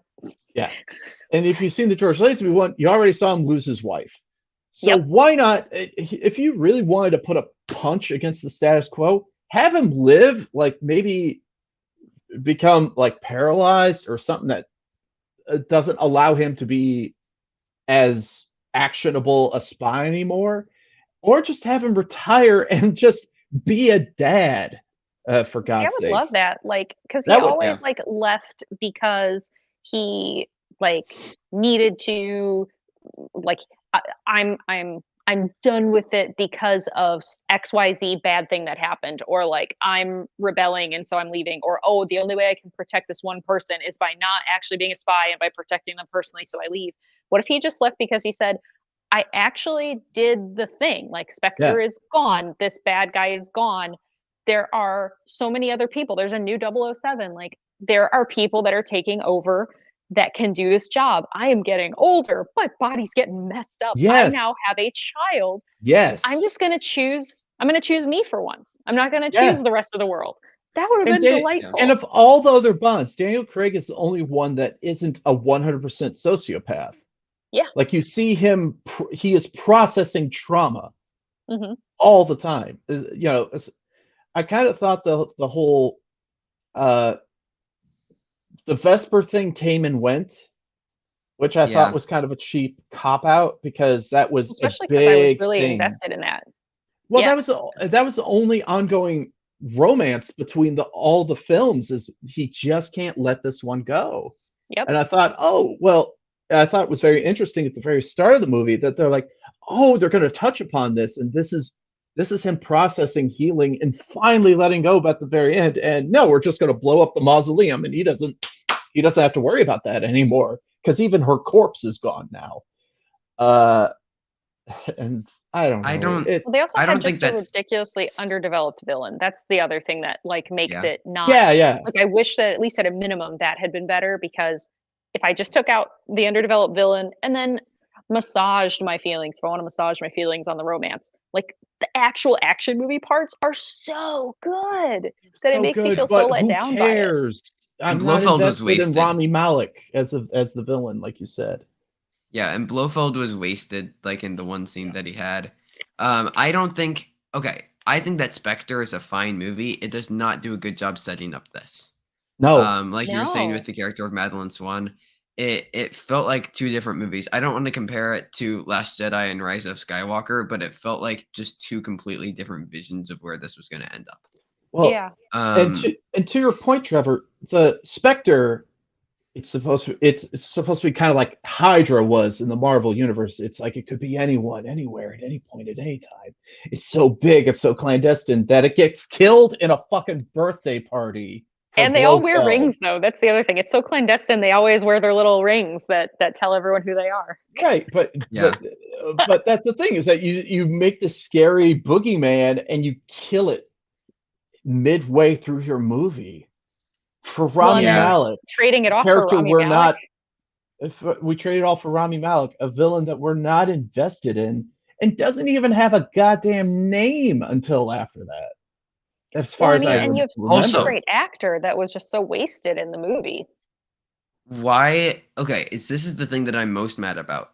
And I did like this movie, and I'll touch on why I liked it. But why was Ana de Armas in this for like 5 minutes? I needed so much more Ana de Armas. Ana de Armas is great. What, like, she was having so much fun in that role.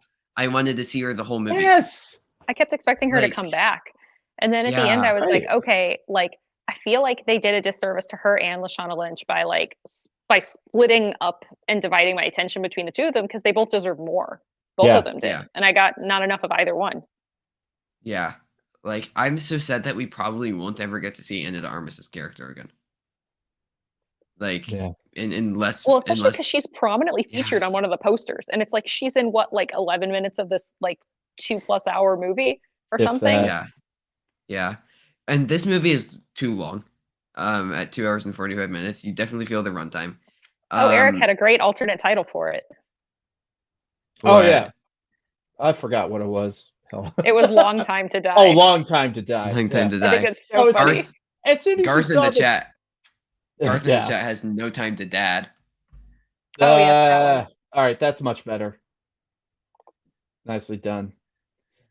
Yeah. I'm actually glad they didn't do this Dr. No thing personally, because especially if this was going to be this guy's last Bond movie, I didn't want them opening a door to another previous person. If we were gonna, because the end of the movie literally says James Bond will return, not 007 will return. So I'm assuming that eventually, I know they said they're going to wait till after 2022, but they're going to recast it again. And I feel like it would have been weird to have Rami Malek be Dr. No and then just sit on that for what can be 4 years maybe by the time it actually hits theaters. So I'm kind of glad they didn't. No, I think they're interesting. I think they're going to start from the ground up yet again, because they kind of have to. Come on. Okay, I know it's way too early, but Bond castings. Or don't do James Bond again. Maybe we could just be done, and we can come up with another spy series that doesn't feature a character that literally in the 90s, there was dialogue that says he's a relic from the Cold War, and Yeah. is just He agrees. a misogynistic douchebag.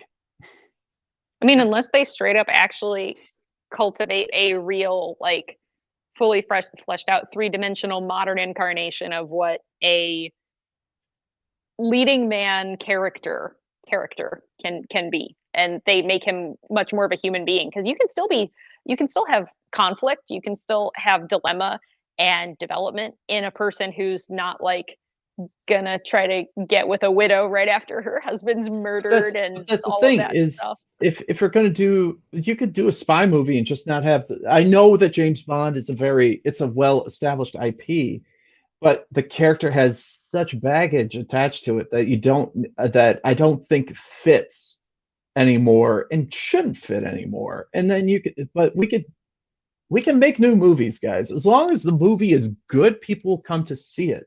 As long as the show is good, people come to see it.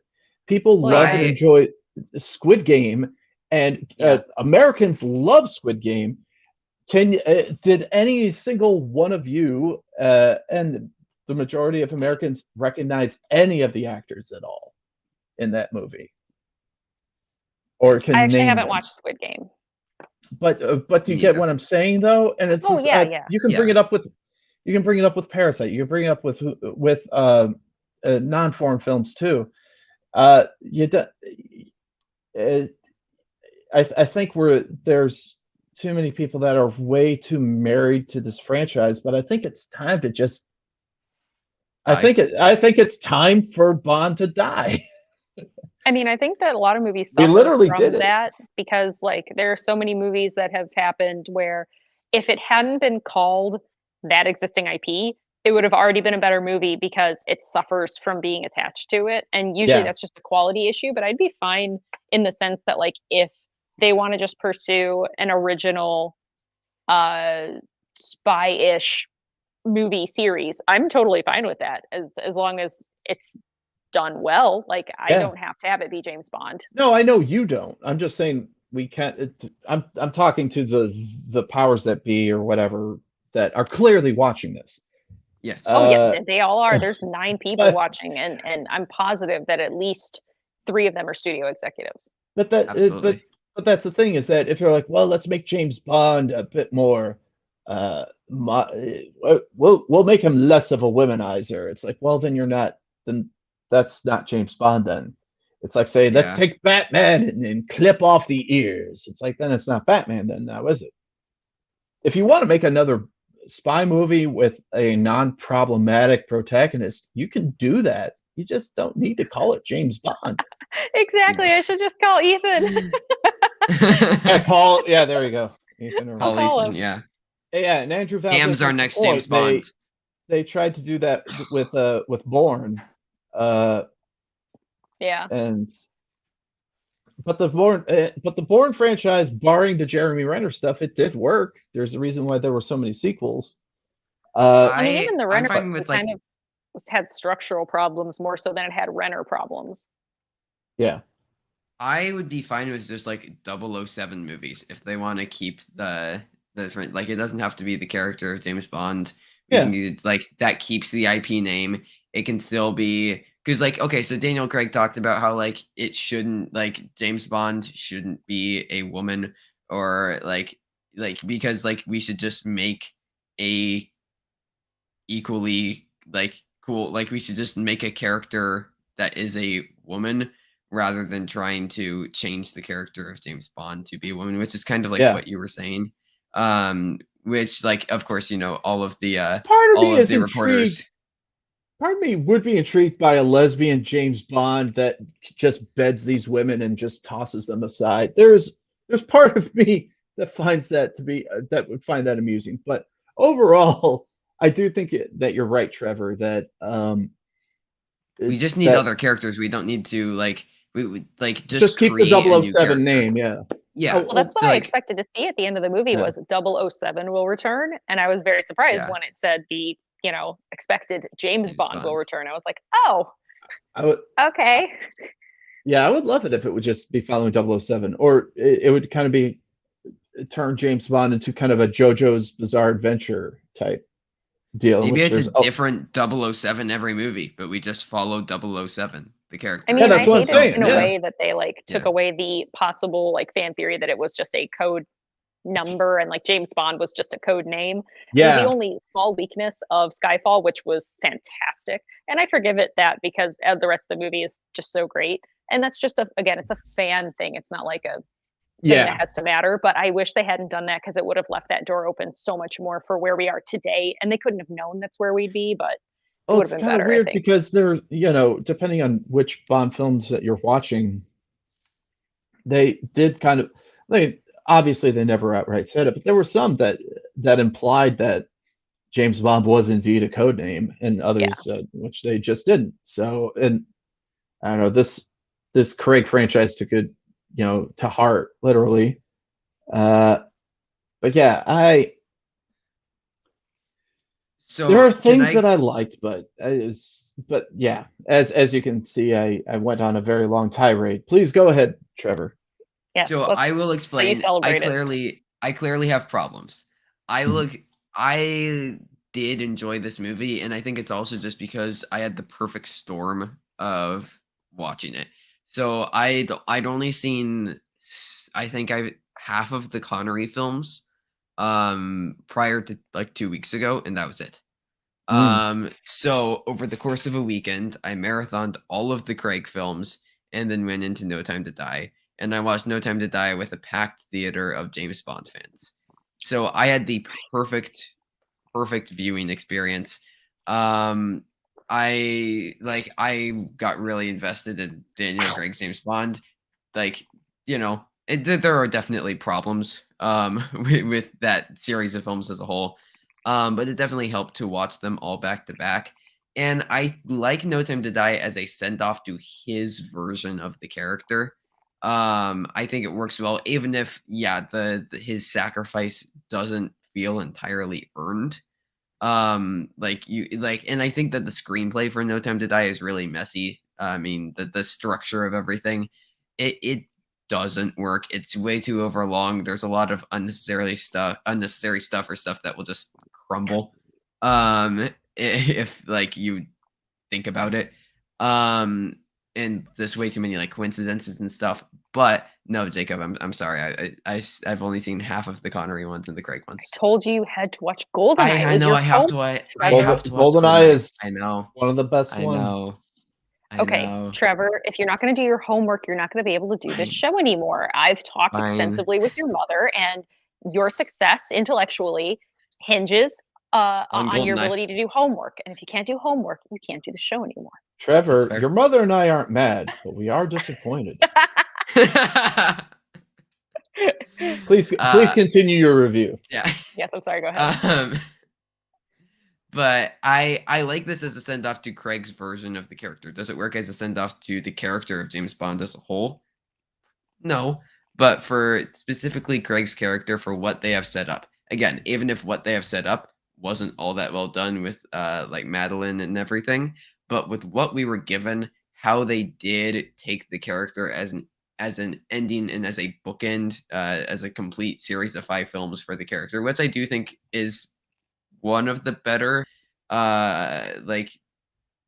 action franchise, like modern action series with the Craig films. It definitely has its low points, such as Quantum of Solace and its terrible editing. But it's terrible. Lots of things. Yeah. I like the series as a whole. Quantum of Interest. That's what I had. What's the title even mean? I still don't even know. Quantum of Solace is a minuscule part of it. Is a bit of quiet in the midst of all of the chaos around him. Quantum being small, solace being peace. Go for it. Cool. But yeah, it has its problems, but with just all of my experiences leading up to it and the crowd I watched it with, and just looking at it for what it was, I think it really works as a send-off for Craig's Bond, despite all of its problems. Mm-hmm. So also, okay, jumping to the chat, Garth. So he says, please tell me you've watched Casablanca. So Garth, on the birthday show, that's what we picked that I would order with all of the money that you guys so kindly sent to me for my birthday. So it was out of stock when I ordered it, but it's supposed to come sometime within the next week. So by the next show, I will hopefully have it in my possession and watch it. Cool. Because I also have a weird thing where I unless absolutely possible, I won't watch a movie unless I can watch it on Blu-ray.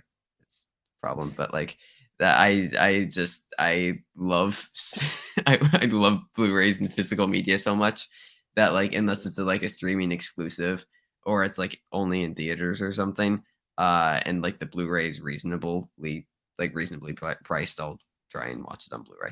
So I will hopefully have seen Casablanca by the next show. But yeah, that is my kind of defense of No Time to Die.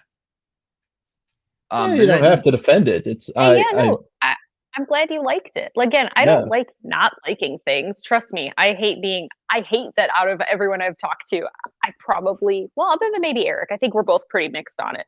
But like, I'm the one that's overwhelmingly liked it way less than everyone else I've talked to. And I'm like, well, this isn't any fun. I don't like being the one that doesn't love everything. Like, that's no fun. And here's the thing. God forbid someone gets joy out of something, you know? Yeah. Like even the movies that I think are the shittiest things in the history of shit, if someone likes it, more power to them, and that's wonderful. And that makes me happy. That makes me happy that someone is happy somewhere for something. Because Lord knows there's so much cynicism out there. I will say I would get kind of mad if somebody like was in love with like Birth of a Nation or something. Because then there might be. Well, it's wonderful cinematography, but introduced a lot of great film techniques. But plot-wise, fuck it.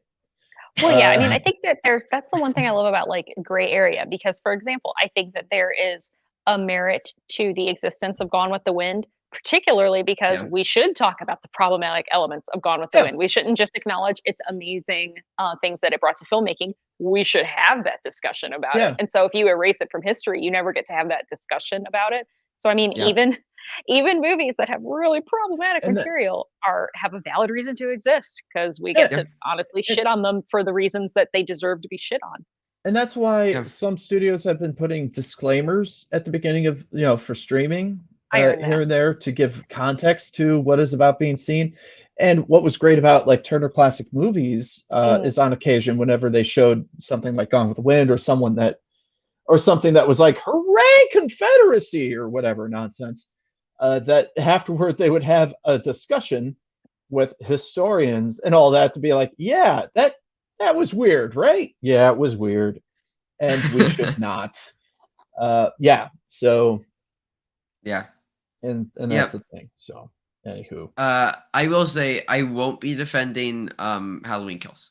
So, let's talk about Let me take away the banner, because technically we're not really going to be talking spoilers for it. We'll just kind of keep our comments generally oblique without being overly specific. I thought Halloween 2018 was pure garbage, and I can't wait to see Halloween Kills because of it. Okay, so I'm gonna be like Mara, where everybody else around me loves something. I'm not the biggest fan of 1978's Halloween. I think that it's perfectly average and okay. Wow. He's not angry. He's just disappointed, Trevor. Very disappointed. Sweet summer child, Trevor. Go on. By the way, I do think I'm going to put that on the list, Trevor. I might change some of my nominees. Picture.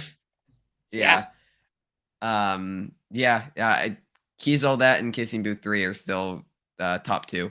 Kissing Booth 3, man. I adore spending time with you. I'm glad I can be in any way a positive influence that your parents allow you to spend time with me.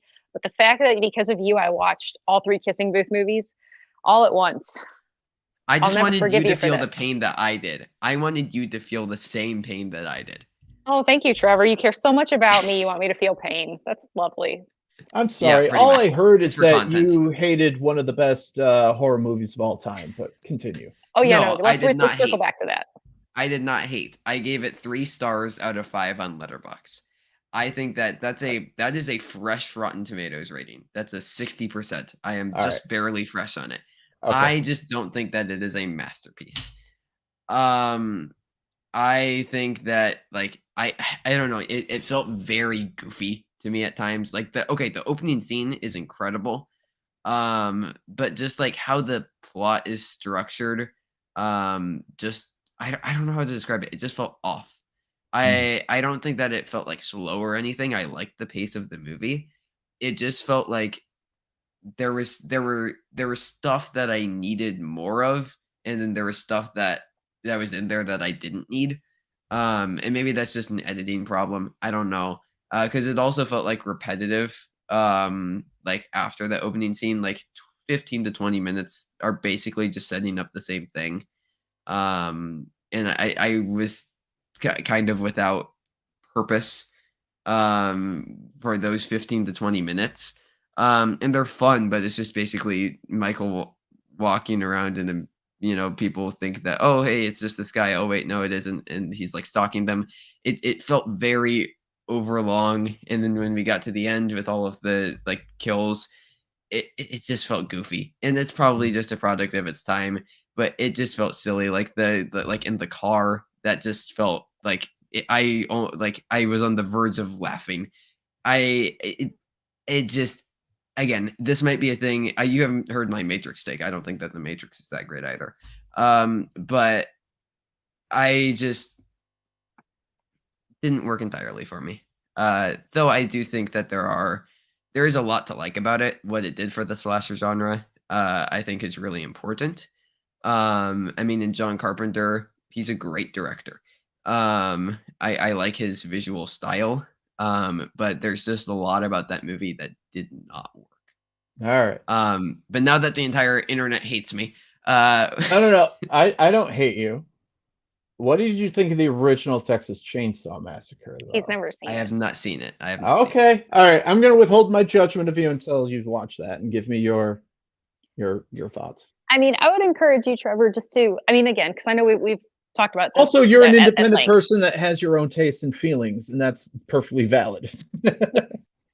I would say just try to think about it in this small way. Like the people watching that movie back then, they didn't have the 24-hour news cycle. They didn't have like you were not, if you lived in a small town, you weren't acutely aware of like the horrors of like bigger cities and like even every little tiny thing. Like let's just say that somebody walked into an office building in the middle of nowhere in North Carolina and attacked a bunch of people, and luckily everyone was fine, but like it's a horrific thing. You're not going to hear about that in the nightly news of like local small town place.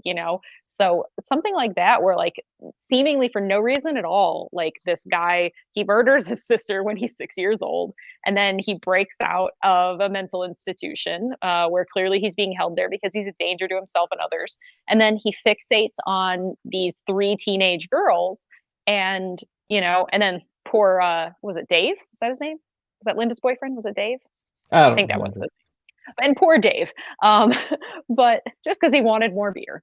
And I mean, in a way that's like really, really terrifying, especially the idea that, we know, like, so it's like that Hitchcock thing where it's like if the difference between like the audience knows, but the characters don't. Yeah, like we know how lethal Michael Myers is, and we know who he is. They don't know who he is. So I think there's some stuff there that perhaps like just doesn't hit as much because we really are not watching it in any way the same like mental or emotional capacity relating to like instances of horrific violence in small town America. Yeah. But I understand exactly what you're saying. However, if you do revisit it, I would encourage you to afford yourself a bit of a mindset of someone in that time, because while I agree with you, like I understand why you feel that way about The Matrix. I agree with why you feel that way about Pulp Fiction, but this one in particular, I think it is very much of its time in the sense that you cannot replicate being in that place in that time and thinking about how affecting and how horrifying that movie would be. And I think that Yeah, they're and you can do your best to get rid of this bias as well, but it's still going to be in there. It's the it's same. fair. Yeah, Uh, uh, Michael Myers has been talked up as a horror icon for longer than any of us talking about it have been alive. So yeah, it's hard for anything to live up to that expectation when you're watching the original thing. And same with The Matrix, and same with Pulp Fiction. Uh, yeah. you're not to And say to that be your clear, critiques not to say that your critiques were invalid in any way, shape, or form. They definitely are valid, but at the same time, it's kind of there's still going to be that little corn pill of of a thought that it can't live up to this hype because I've been hearing it since the first time I've discovered movies being a thing. yeah. I mean, the 1978's Halloween came out 27 years before I was even born. So Yeah, I like know. it had been installed in the pop culture zeitgeist for so long. And and to be clear, Halloween, The Matrix, Pulp Fiction, I don't dislike those movies. I all think that they're good. I just don't see them as masterpieces like other. And to address the chat a little bit, so Nick, my take with The Matrix is that I think that the concept is great, but just that the screenplay is just the most basic hero's journey screenplay, and it kind of wastes what I think was like a fantastic concept. And then Andrew saying that and then also just like how technology is now, it just doesn't have the same effect. And then what Andrew was saying about brutality. So I don't like hyper violence just to have hyper violence in a movie.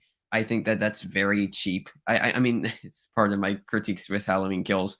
Like, I guess minor spoilers. Somebody gets a baseball bat shoved through their neck. It was like there was absolutely no reason for that other than to like I don't know. And go a little bit with Halloween. I didn't find Halloween scary at all, which kind of is going to what you said, Mara. Like I did not find myself scared in the slightest watching that movie. Well, I'm gonna Um, hire the nicest person ever. That the oh my god, sorry, my brain just farted. Give me a second. Oh my god, I can't. Stupid me, I can't get Kane Hodder out of my head now, and that's not at all who I'm thinking of. Mhm. Dan's friend, who's the nicest guy in the world. Okay, I'll come back to it, but I'm gonna hire him to come stalk you, wearing coveralls and a William Shatner mask, and we'll see who's scared then. all right, sounds good. Thanks. Was he Freddy? Did he play Freddy in the movie? Oh no, he was new Jason, and he was Oh, also okay. classic Predator in Predators, and I cannot believe I know him. His name. He's the nicest person ever. My brain just does this. It's fine. It's fine. Don't worry about it. Frank I can Neisman. see his face. I just can't think of his stupid name. Oh my god. Derek Mears. There we go. There we are. There it is. We did Hey, it, you know what? everybody. That's why apparently I'm not allowed to play the shootout anymore this season because I don't know anything. I'm I joking. I had surgery, couldn't play in the tournament. It is what it is. Health has to come first. Anyways. Mhm. Yep. But yeah. So, anyways, on from all of my hot takes. Let's talk about Halloween Kills. Mara, first thoughts. Okay.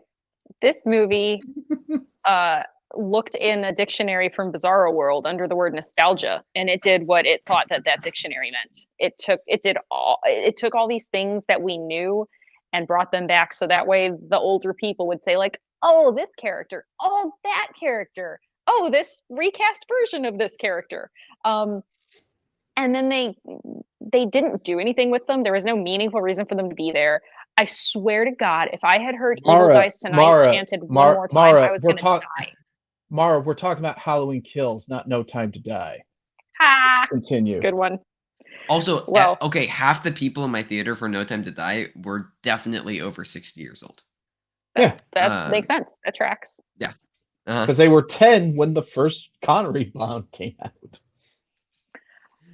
But no, man, what a mess. Like, and they really ruined, honestly, the first movie and this one by pre-announcing it was going to be a trilogy. Because guess what? At the end of the first movie, which I think I can spoil because it's over 3 years old now, it's like, okay, Michael is going to burn to death in the house. Jamie finally won. She's going to move on from her trauma. Nope, because I know there's 2 more of these, and unless they're gonna like go Silver Shamrock on us again or something, then nothing. Then there's no reason why he's gonna be dead. So I don't care. Considering There's the a third one great- is called Go ahead. Halloween Ends. Right. Yeah. So Yeah. originally, Halloween Kills and Halloween Ends were supposed to do like a Matrix 2 and 3 thing where they're released a month apart. Yeah. Which I wouldn't have been mad about. But there's what I was gonna say is there's a great supercut, I think, on Reddit of it's like a minute and a half long of every single time on the press tour Jamie Lee Curtis said the word trauma when referring to Halloween Kills and Halloween. It's hilarious. It's a movie. It's just her saying it's a movie about trauma in like 50 different interviews. Well, let It's me put it this way. I did not like at all the interpretation of PTSD in Halloween 2018. I think it's an incredibly damaging way to portray PTSD because mental illness in any of its forms doesn't excuse the way that you damage the people around you and you hurt them. It's a way to inform why you do that and for you to work through it with professional help and reconcile that and, you know, make amends to people. But the idea that she had to have her daughter taken away because she was an unfit parent, never got custody back, clearly has a distanced relationship with her, a shaky relationship at best with her son-in-law, and very distant from her granddaughter because of Judy Greer. The idea that everything that she said that would happen that hurt those people all their lives, that then did happen, that they were then like, oh, you were totally right. Like, it validated every shitty thing she ever did to those people, and that is not a good way to portray trauma. Yep. It's okay. So what you just described as mental health is just literally our conversation about Dear Evan Hansen a couple weeks ago. Oh yeah. About it portraying mental health as an excuse in a plot device rather than a real thing. Yeah. So yeah. Sorry, lecture over. So Halloween No, it's Kills an to important me. lecture. Halloween Kills felt like a fanfic to me. Like it felt like, okay, and it has all of the qualities of like a fanfic or like a fan film. Okay, so it's one insane, like overly hyper violent just to be hyper violent, right? The tone makes absolutely no sense. It's going for like 12 different tones over the course of the movie, and all of them are just excuses in introducing characters, mostly just to have them get killed in a like crazy way, again, like a fanfic. And then again, without going into spoilers, but just like we knew Michael wasn't going to die. Yeah, I think we all know this, so it's totally fine Like, to talk about. we knew that this wasn't going to happen. Like you said, the next movie is called Halloween Ends, and I'd highly suggest everybody go check out Dan's video on Halloween Kills. Like he talks about this, like there were 3 movies in a row now where they're going to market it as the final showdown between Laurie and Michael. And I had a similar problem with Dan. They just kind of ignore Laurie in this. Oh yeah. I feel like honestly they had Jamie Lee for like 3 or 4 days and they were like, she can be on 2 sets. That's all you get. She's real busy, y'all. Wow. Yeah, she's in the like okay, again, without spoilers, she basically is just sitting or laying down the entire movie. Yep. And doing nothing. But Good yeah. for her. Get that money, Jamie. Yeah. No, I am pro Jamie Lee Curtis, regardless of the quality of the films that she's in. See, yeah, my fan fiction is to have Jamie Lee Curtis's character from Knives Out fight Michael Myers. Yes, please, thank you. I want Sigourney Weaver to show up and say, "I'm not Jamie Lee Curtis. Stop confusing me with her," and then walk away. That'd be great.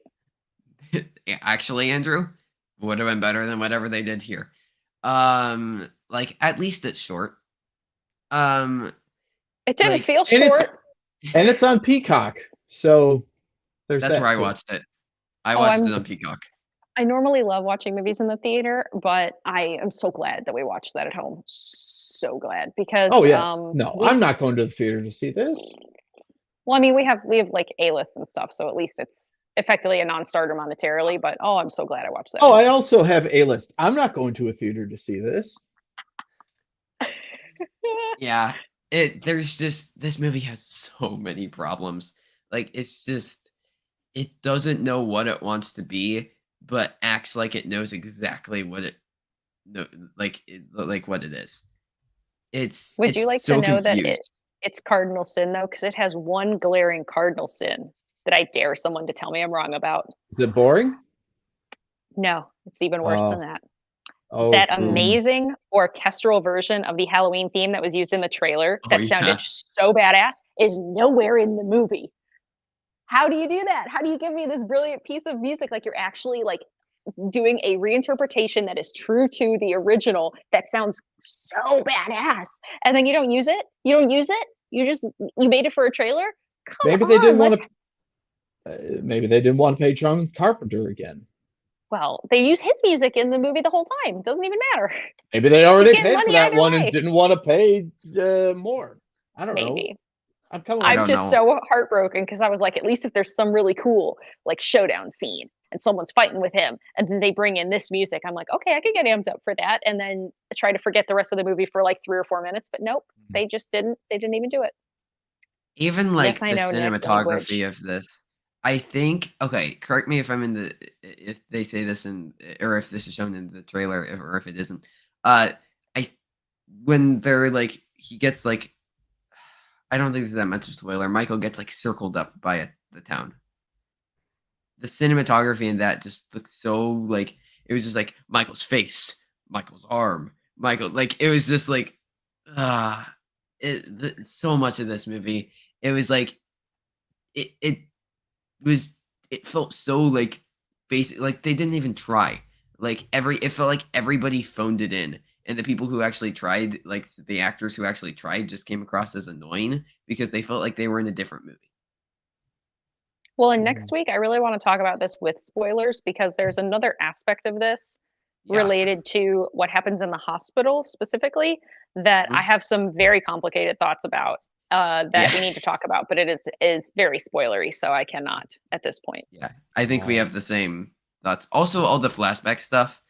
Um, why? Well, It yeah, if you're does going to nothing. hinge your movie on requiring a minimum of like 3 minutes of flashbacks to the other Halloween with a tiny snippet, which was correctly pointed out to me by, I think it might have been Dibs. Somebody also pointed out because I wasn't paying close enough attention. I thought every single flashback was just from Halloween. They actually include a tiny snippet from Halloween too, which I totally didn't even realize, which is stupid because apparently that movie doesn't exist. By the way, thank you, I Garth, for pointing that out. That oh Halloween the Kills is Mm, by Mike Trebante. yeah, so good. so I yeah I obviously didn't like this movie. It's probably a 2 or 3 out of 10. The only reason it's up there is like I don't know. I guess I kind of like Judy Greer. That like she was at least not terrible. And like I actually had some semblance of like the familial connection, even though we didn't get that. Like I don't think that it's just a downright terror. Like there's nothing to like in it, but you have to search pretty hard to find something to like. My Yeah. my director friend Adam Murray frequently wears a T-shirt that says Judy Greer should have been the lead, and he's right 99% of the time. Yeah, So she's a good actress, and she gets like random supporting roles as moms all the time. yeah, But unless Maria, you have any final thoughts, that might be the show, maybe. Unless we want to do something else. Sorry, I'm chewing on, well, not really chewing, I'm breaking up ice cubes. Hmm. Anyways, Uh, yeah, no, I guess that's kind of it. I mean, God, I feel like we could really talk about this for another 50 minutes, but yeah. I think we should probably start wrapping it up. Um, First, oh, hold on. We just actually had a last minute Streamlabs come in. Ooh.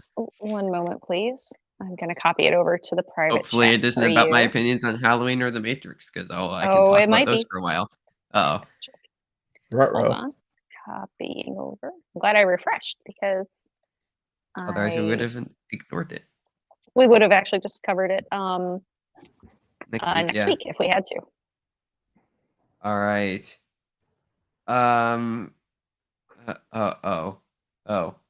Okay. I just briefly read it.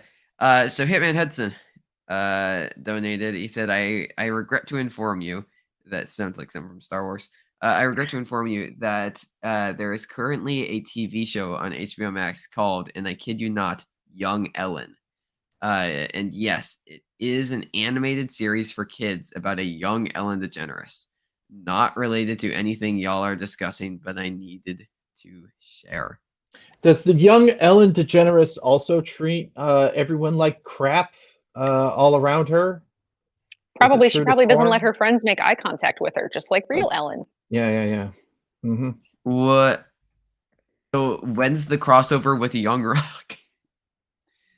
By the way, okay, here's something really weird. So when HBO Max first came out, we looked at all the original like stuff that they put on there because there's like a kids crafting show, Craftopia and whatever. But there was this show, it was like a young adult competitive show called Karma. And it was weird because the whole concept of the show is like whatever you do, you should watch out because it can come back on you like karma, except it never actually really had anything to like the show never made any movement towards that. And honestly, they're kids. So if like one of them like cuts a corner and wins at something, nothing is going to come back on them because they won something. You know what I mean? So it was kind of stupid. But the thing I loved is that there was this kid who got like voted out or whatever, but then someone got like homesick. And so they brought him back before he like was gone because they needed to fill in that spot. And that kid was like treated like garbage by everybody. And someone was like, oh, I really don't want you at all. I don't ever want to be your partner. And then ended up being partnered up with him at the end. And then, of course, because of him, they ended up winning. And I was like, you know what would have been great is if that Karma show had said, you know what, girl who hated this kid and made him feel like crap about himself because he wasn't like as young and fit and like hot as the other guys. You know, again, these are their words because they are minor children. But like she didn't find him popular and cute and whatever, that she wouldn't get any of their money and he would have to choose whether or not to give her any money. Because honestly, then that would be so karmic, because what would be great is if they had said, all right, you guys win $10,000. Well, boy kid, she was mean to you. She's not going to get any money unless you give her some. And if he had basically said, I'm going to split it with you 50-50, just like we would, because you know what? I want to put good karma out there or something. And then they gave him an extra $5,000 anyway, because they're like, that's what karma is, folks. Like if they had taught any kind of lesson. But the weird thing is, here's the weird thing.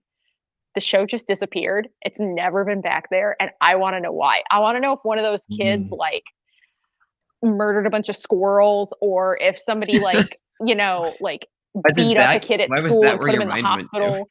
I don't know. Like what do kids do nowadays that makes them terrible? Who knows? If maybe one of those kids, I mean, maybe one of them had a mental health crisis and did something terrible to themselves or someone else. I don't know. So maybe one of them just really said, hey, HBO, I don't like the way I was portrayed. My parents are rich and they're going to sue you. I don't know what it is. I want to know why that show doesn't exist anymore. It is gone. And I'm so glad we binged it because it's gone and it's nothing. And there were supposed to be like 6 seasons of it or something. Oh, okay. So I know what this is. So it's Michelle Kerr, who's like a popular YouTuber who's the host. Yeah. And I heard about that because like she made like a big announcement on her YouTube channel that she was doing this, and then it just like she didn't say anything else about it afterwards. Yeah, I'm on the Wikipedia page and like there's just nothing about it like coming back or anything. I know. It's crazy. It's really good. You know what we needed to set as a goal one time? To like binge what? through a season of like a bad reality show or like a bad reality dating show or competition show or something.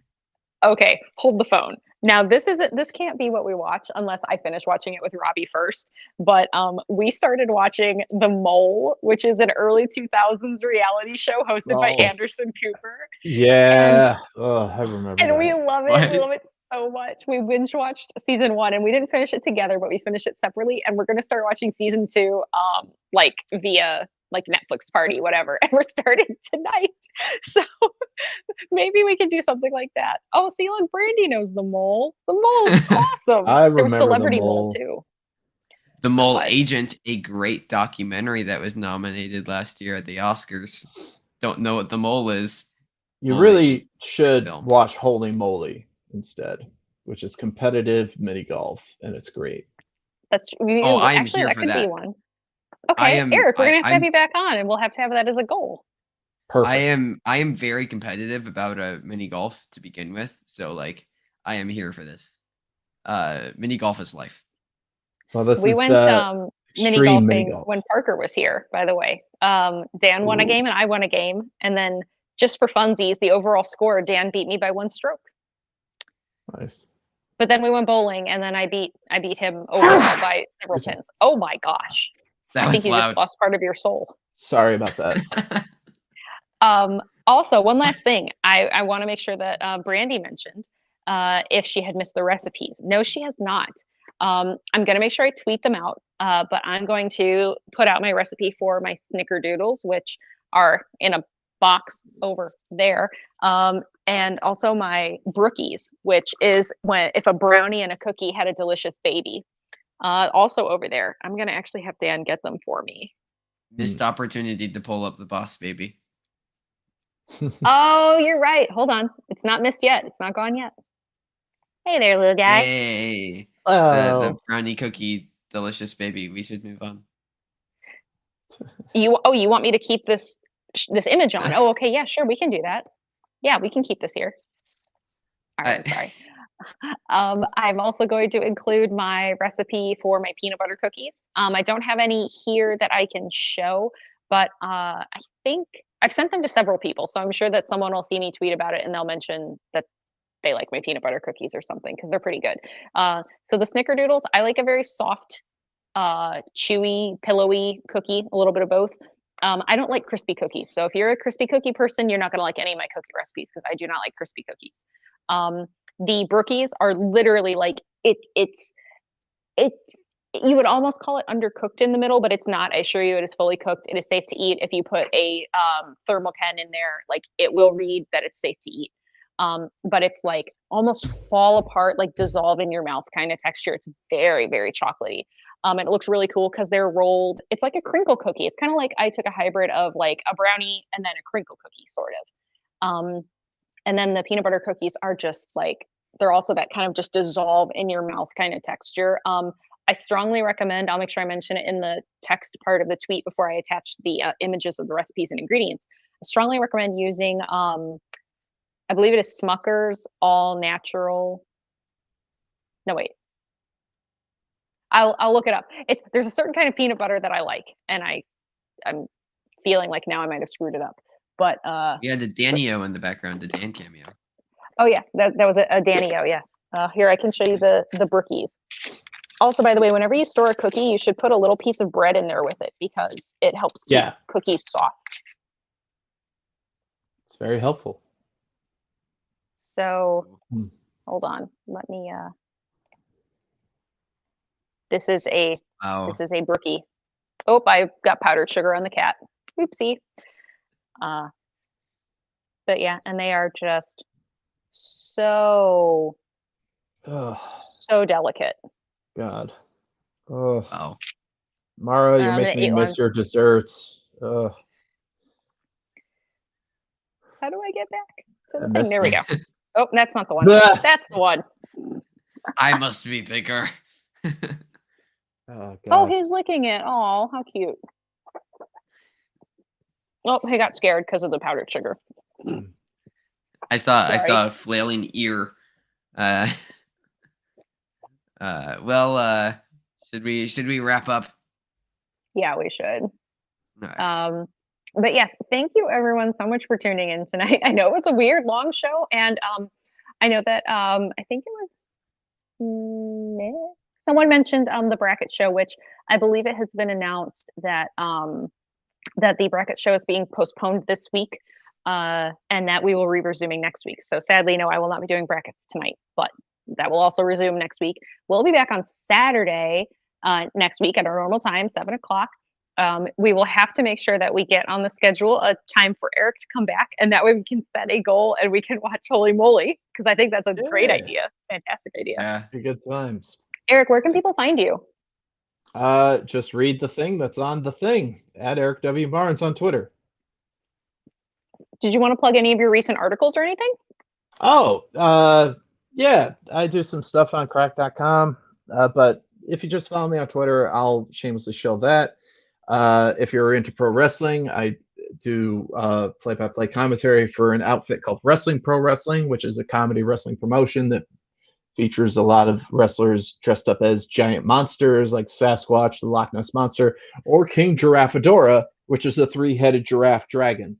So you can check that out at So check out Wrestling Pro Wrestling on YouTube for that, or at Wrestling PW. I was on Let's Make a Deal earlier this week. So if you check out Monday's episode, you'll see me dressed like a certain father of war compete and talk to Wayne Brady for time. So yeah, that's where, but at Erik W. Barnes is where you're probably going to find me do the most stuff and active things there. So thanks for having me, guys. It was a lot of fun. Trevor, where can people find you? Yeah, I do have Twitter and Instagram. I don't use it though. But you can find me on Letterboxd, which is my most used social media. Just at my name, Trevor Matteson. Last name is Matteson. There's a weird E.